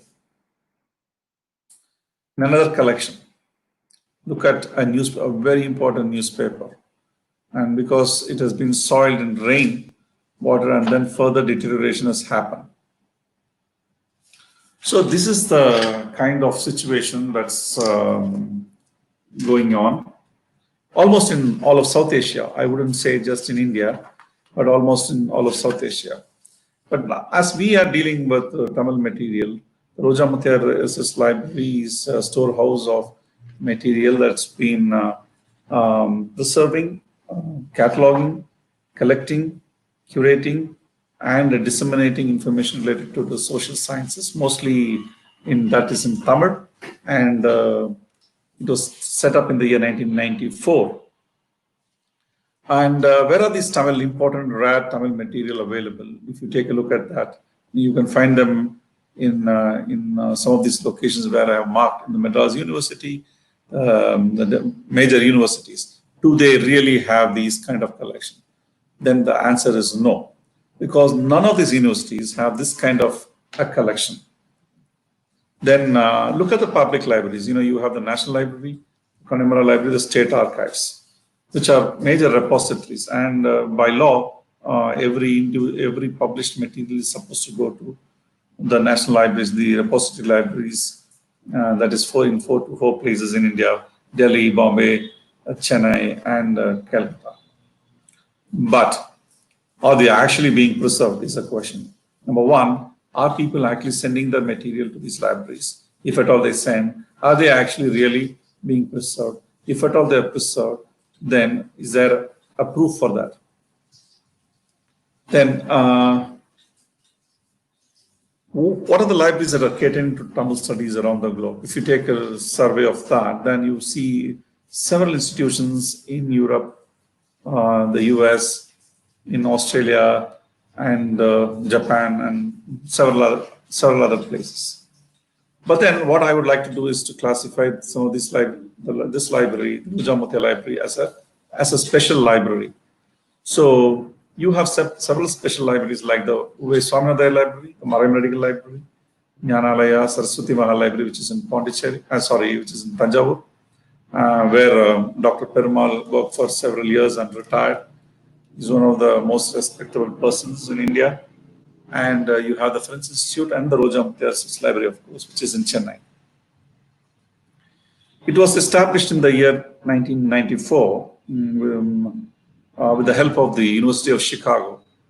It was a collection which was collected by one man, a signboard artist called Roja Muthiah in a place called Karaikudi. He collected about 1 lakh items in his lifetime. And then when he died, the entire collection came on sale, and the University of Chicago came forward to buy the entire collection. And they moved it to Chennai for preservation purposes.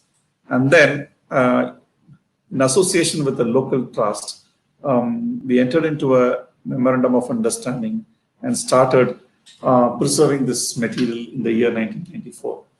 To begin with, what we did was to have a short title catalog comprising of the author name of the title, publisher's name, year of publication, place of publication, and a couple of other things. So with this, what we did was to catalog the entire collection of 100,000 items, and then we got to know the strength of the collection. So the collection comprises of classical literature, medieval literature, folk literature, and indigenous medicine, and of course modern material. So since 1994, we have expanded the collection, and now we have about 400,000 items in the collection. We do not call just this library as a library, but the library is also an archive, as we have a lot of archival material. So you have books. This is the statistics of the books that you can find in the collection in the 18th century, 19th century, 20th, and after that. So, let me talk about the type of how it is stored. Basically, the books are stored in compactors. So, what happens with these compactors? Well, when you compare this with the conventional storing shelves, where they are stationary, you need more space. For the compactors, you just require 1/3 of the space. So, as a private library, it is extremely expensive to increase the space. Therefore, with the limited space, what we have done is we have changed into the shelving pattern by converting them ordinary shelves into compact shelves, where you open the shelves only where it is really required.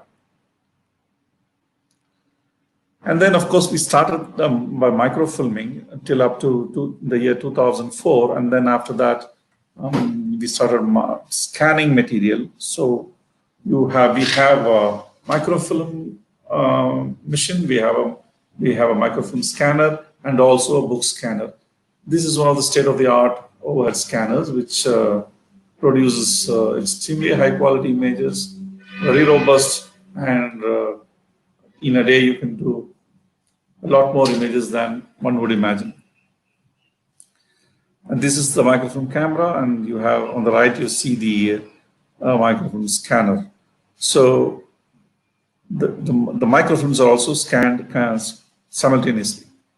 Apart from the book collection, what we have is the gramophone record collection. Gramophone records came into India around the 1920s and 30s. So since then, we have 78 RPM records, then slowly changed to 45 and other speeds, and from shellac records to polyvinyl records, and then it also moved into what's called as a spool system, where audio were recorded on spools, and then finally on small cassettes where you need a cassette player to play them. So this audio is in several.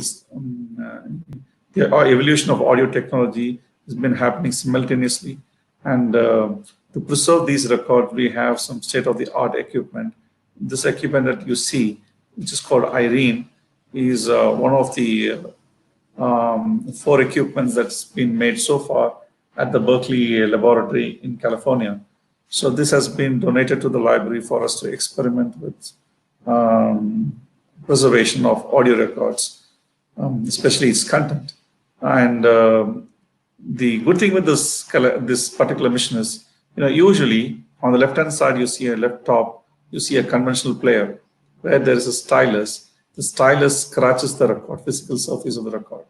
Whereas on the equipment on the right side, it does not have any contact with the record, but it simply captures the images of the record in several segments, and then there's a software which stitches everything together, and then it's converted to an audio file directly using a software. The library also has a section where we do conservation work, paper conservation and palm leaf conservation. We do not have a major collection of palm leaves, but we have roughly about 1,000 bundles, but we need to preserve them. So we are constantly engaged on that. And I'm sure Dr. Perumal would have talked to you about preservation of palm leaves. With respect to paper, it's very important that we understand the paper a little bit. Most important thing is, number one, paper, when it is done in mass manufacturing method and it is bleached, there is a lot of chemicals involved in it. Therefore, the chemical that is in the paper starts interacting with the paper over time and turns brittle. It turns into yellow, brown, and then becomes finally brittle. So paper has a life. Initially, in the olden days, when we talk about 18th century or 19th century, paper was made in small scale. And those days you had pure cotton and also pure water, clean water to process paper. Whereas now there are different sources of material that paper is made of. Paper is made of not just cotton, but it's also made out of wood, bamboo, and many other timber material that's being used for making paper. So depending on the quality of these things, the chemical bonding of paper varies. So therefore, what we need to do is to understand a little bit of this chemical bonding. Where, if you take cotton, for instance, if paper is made out of pure cotton, then it is pure fiber. So the bonding will be very strong. But if you make a pulp out of wood, then the fiber is weaker when compared to that of cotton. Therefore, the chemical bonding is not so strong. So it disintegrates very quickly. So what we usually advise is when paper, if you want to store paper for a longer period, ensure that the paper is free from acid. So another process where what we do is with preservation of paper is, traditionally people have used several disinfection methods like chemical methods, where it's a poisonous material which harms not only the insects in the book, but also the people who employ this particular technique or method. So at the Rojamute Library, what we did was we discovered the different type of technologies that are available in different places. And one of the best technology for disinfecting paper is this nitrogen chamber, where you load this particular chamber with books and fill it with nitrogen and remove oxygen from it.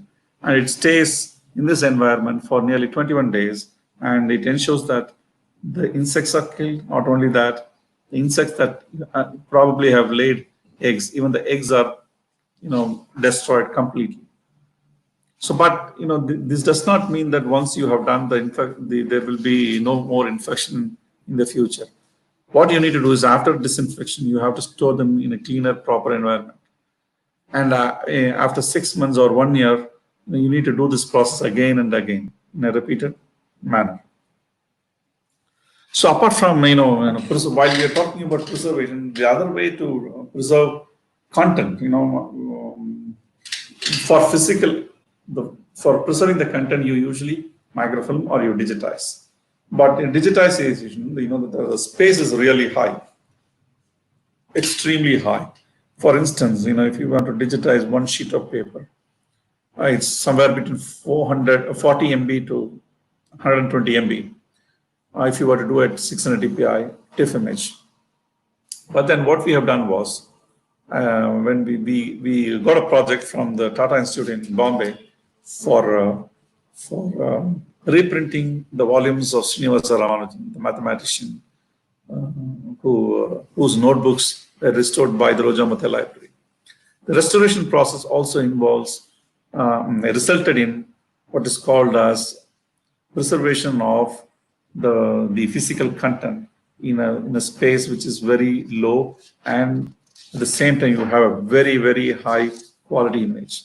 So basically, when images are done in TIFF, they are vectorized. When you vectorize an image, the size of the image is reduced several times. And then if you're using this technology, this particular notebooks of Srinivasa Ramanujan were restored. On the extreme left-hand side, you see the original manuscript.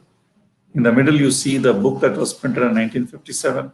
And on the right, you see the recent restoration, the material that has been done after restoration. Similarly, we tried with another important classical Tamil text called Tirukkural, which is incidentally the first classical text that went on print in India, which is in the year 1812. So, by the way, I must tell you that in South Asia, the oldest book that went on print was in Tamil in the year 1567 in Goa. It was done by Portuguese. But then after many years, the Protestant missionaries who came to Tamil Nadu set up printing presses in Tranquebar, and then printing actually spread from Tranquebar to the rest of India or South Asia after that. So this particular book was printed in the year 1812. And the library has contributed more than 30,000 catalog entries to the World Cat. That makes us, second next to Hindi. Earlier, it was only Hindi, which was, for a long time, Hindi has been dominating. So next to Hindi, it was Urdu. Now it is actually Tamil. So this work is going on in a full scale. Then I also wanted to say a few things about the challenges that we face as archives. There are several collections, several duplication efforts, for instance. If you say, look at, let's say 10 libraries having, there are about 10,000 or 5,000 books in each places that are duplicates. Each library is spending money on cataloging. Each library is spending money on microfilming. Every library is spending money on digitization. So this is absolute waste of money, resources, time, and you call anything. Then, of course, what happens is they think every individual or collection or library, they think that their material should be exclusive, should be available only with them, and that is called as dragon syndrome. So a lot of people suffer from this kind of a dragon syndrome, and unfortunately, we need to move beyond that. And if you look at technology, not everybody has equitable technology. Technology needs to be equitable, and awareness about it, technology. Let's say, today you have an iPhone, you can even use an iPhone to shoot a particular image. Whether that image is good for preservation or not is a question. So what are the technologies that one can use and one should not use is a very important thing. Can you call everyone an archivist? What does it mean to become an archivist? What does it mean to become a man who is into preservation? So training is very important in all these areas. So I can go on about that, but I would like to, since it's lunchtime, I'm speeding up my process. Well, there are very few funding institutions that is available. The National Library Archives of India, which is they're nearly, I think they're giving about 10 lakhs every year for an institution, but it's very difficult to get that money. Rajaram Roy Library Foundation, also very difficult to access. It is even impossible to get in touch with them, to call them. It's not so easy. It's such a bureaucratic institution. And well, Ford Foundation is closed off, or they've changed their mandate. They no more work with preservation. The only area I think we can really focus now is the corporate social responsibility. But even these corporates have their own trust where they siphon the money into these trusts for their own work. But nevertheless, there are some corporates who are willing to support. So I hope that we can really make use of that kind of support. And another important project, which is the Endangered Archives project, which has been funding libraries and individuals around the world. They don't even look at you. They don't look at your face. All you need to do is to send a proposal to them. And if your proposal is sent to peer review, and if that review, it stands their review, and you get the project and for a year or two. Finally, this is the kind of collection that we have at the library. These are material related to classical literature. These are periodicals, from the 19th century, late 19th century onwards. You have Islamic, Christian, Hindu, you name the religion, Jain, all kinds of material. And then this is the oldest newspaper, the Hindu, Sudesamitram. The Hindu, of course, is in English, the Sudesamitra is in Tamil.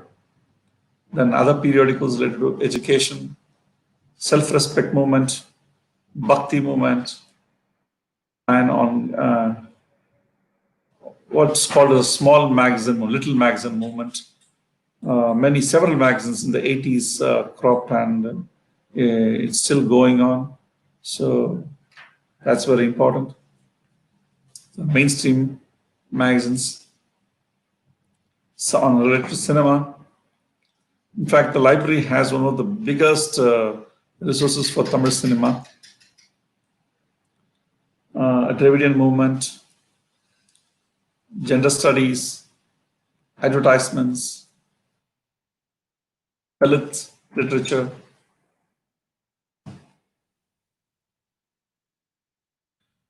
and other literary magazines.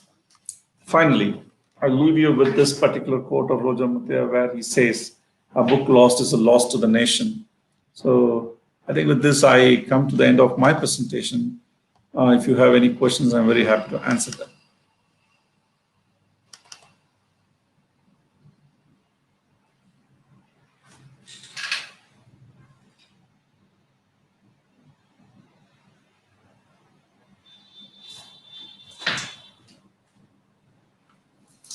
Hello.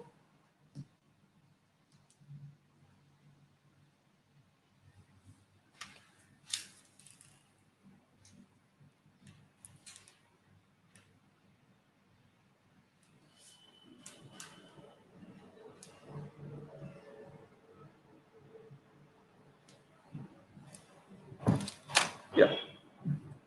Mr. Subramshu, are there any questions that I should answer, or?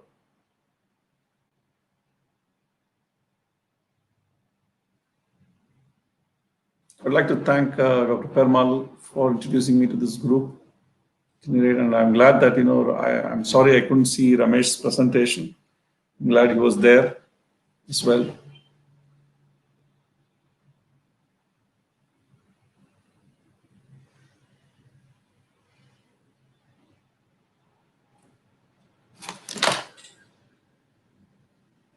Mr. Subramshu.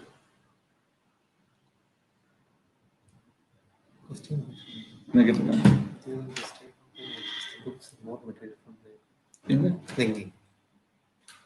During this time, how can we access the books and more materials? Oh yeah, that's a very interesting question. I think Sayani Bhattacharya asked this question.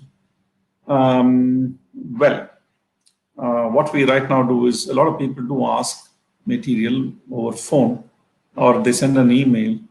Those books that are out of copyright, we scan them and provide them a copy so that they do not have to come to the library. At any rate, they can also come to the library by taking an appointment.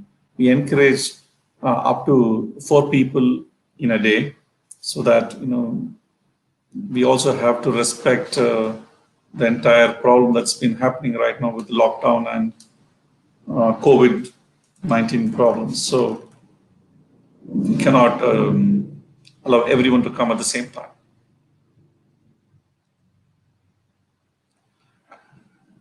And we're also planning to make the entire collection, which is out of copyright, to be available online. I think it might take about 6 months from now. So the collection will be accessible to anybody. I think that's the way to go about. We should not be afraid of sharing our resources, at least that are out of copyright. If you're not doing, somebody else is going to do it.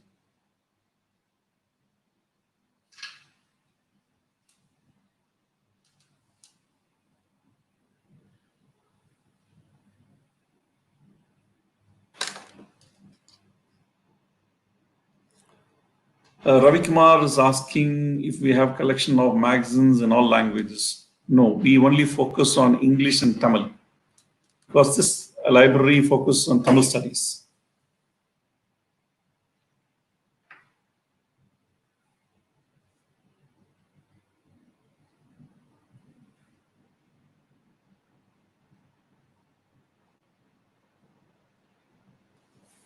Well, the government, one of the questions is if I have any recommendation for the government.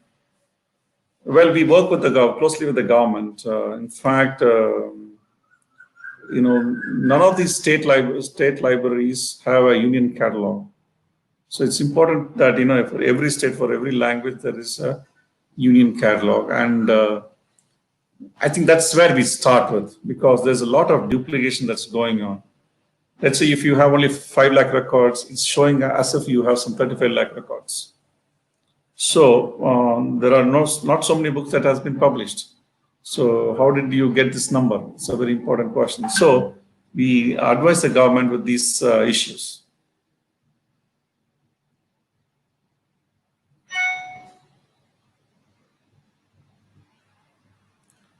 I see Dr. Perumal there. Yes, Sundar. I'm hearing your lectures. Oh.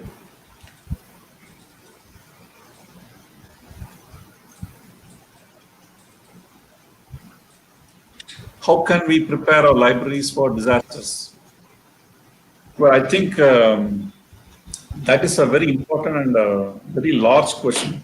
I think there has been several workshops, several seminars on disaster management. I think the most important thing is to start with the disaster management plan before even you build a collection, or as you build a collection, or as you build a library. That's very important. And there are several protocols available for different types of disasters: fire, rainwater, flooding, or tsunami, anything.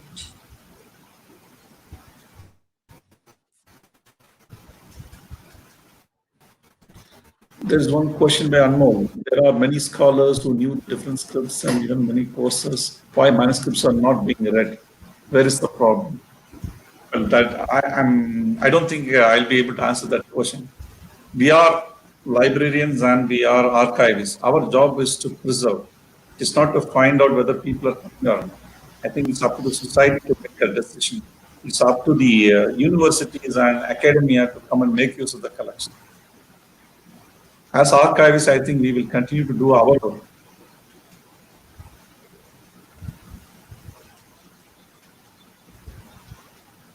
Is there any issue in displaying the rare book title page in institution website?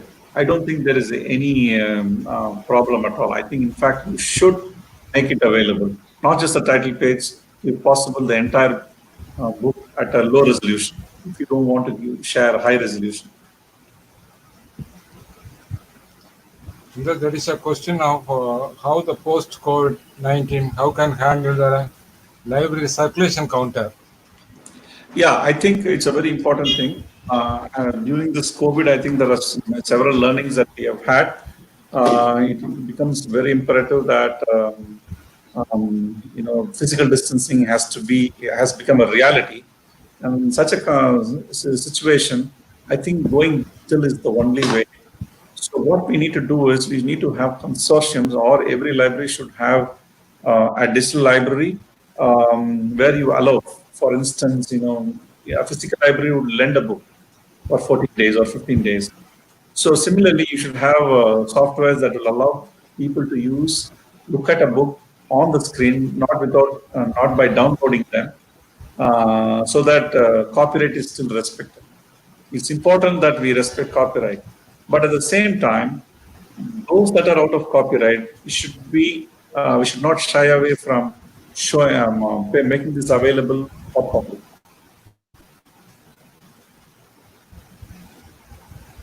When Arvind Kumar has asked the question of post, how can handle the library, but the circulation section may be, the staff can wear the glasses, and there may be some glass panel to control it also. Yes, that's right. Temporary, or that is there. And Yes. from outside, when they are coming, we have to clean them. There may be some air wash system is there. There is some air washing system is there. If in a big library, we can use that type of air washing system. If anybody coming inside, there may be some air washing on all the sides, then sucking in the bottom. That can be done. You're talking about the insect or fungus issues, right? No, it's a virus issue. Oh, virus issue. Yes. So the COVID, after post-COVID system. Yeah. Okay, I understand. There is a question for you. Is RML conducting any program conducting Tamil Nadu, very particularly in Chennai? There is a We question for do you. conduct programs, but all our programs are tailor-made programs. So there is no program, fixed program that we have. So people can write to us. Usually we train these individuals or a group of people when they come here. It's the training goes on for 2 days to a maximum of a month or so.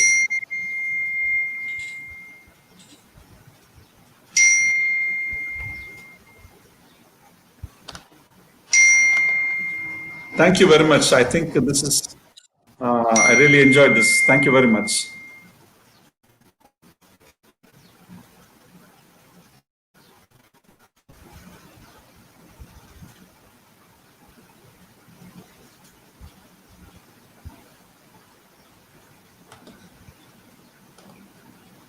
I hope the session is over because there are not many questions. Yeah, I hope nobody is there. Yeah. So thank you very much. Thank you all of you. Thank you, sir. அப்புறம் பேசுவோம். Organizer sir திரும்ப பேசுறீங்களா? First நாளைக்கு next meeting. Okay. Thank you. Okay, really.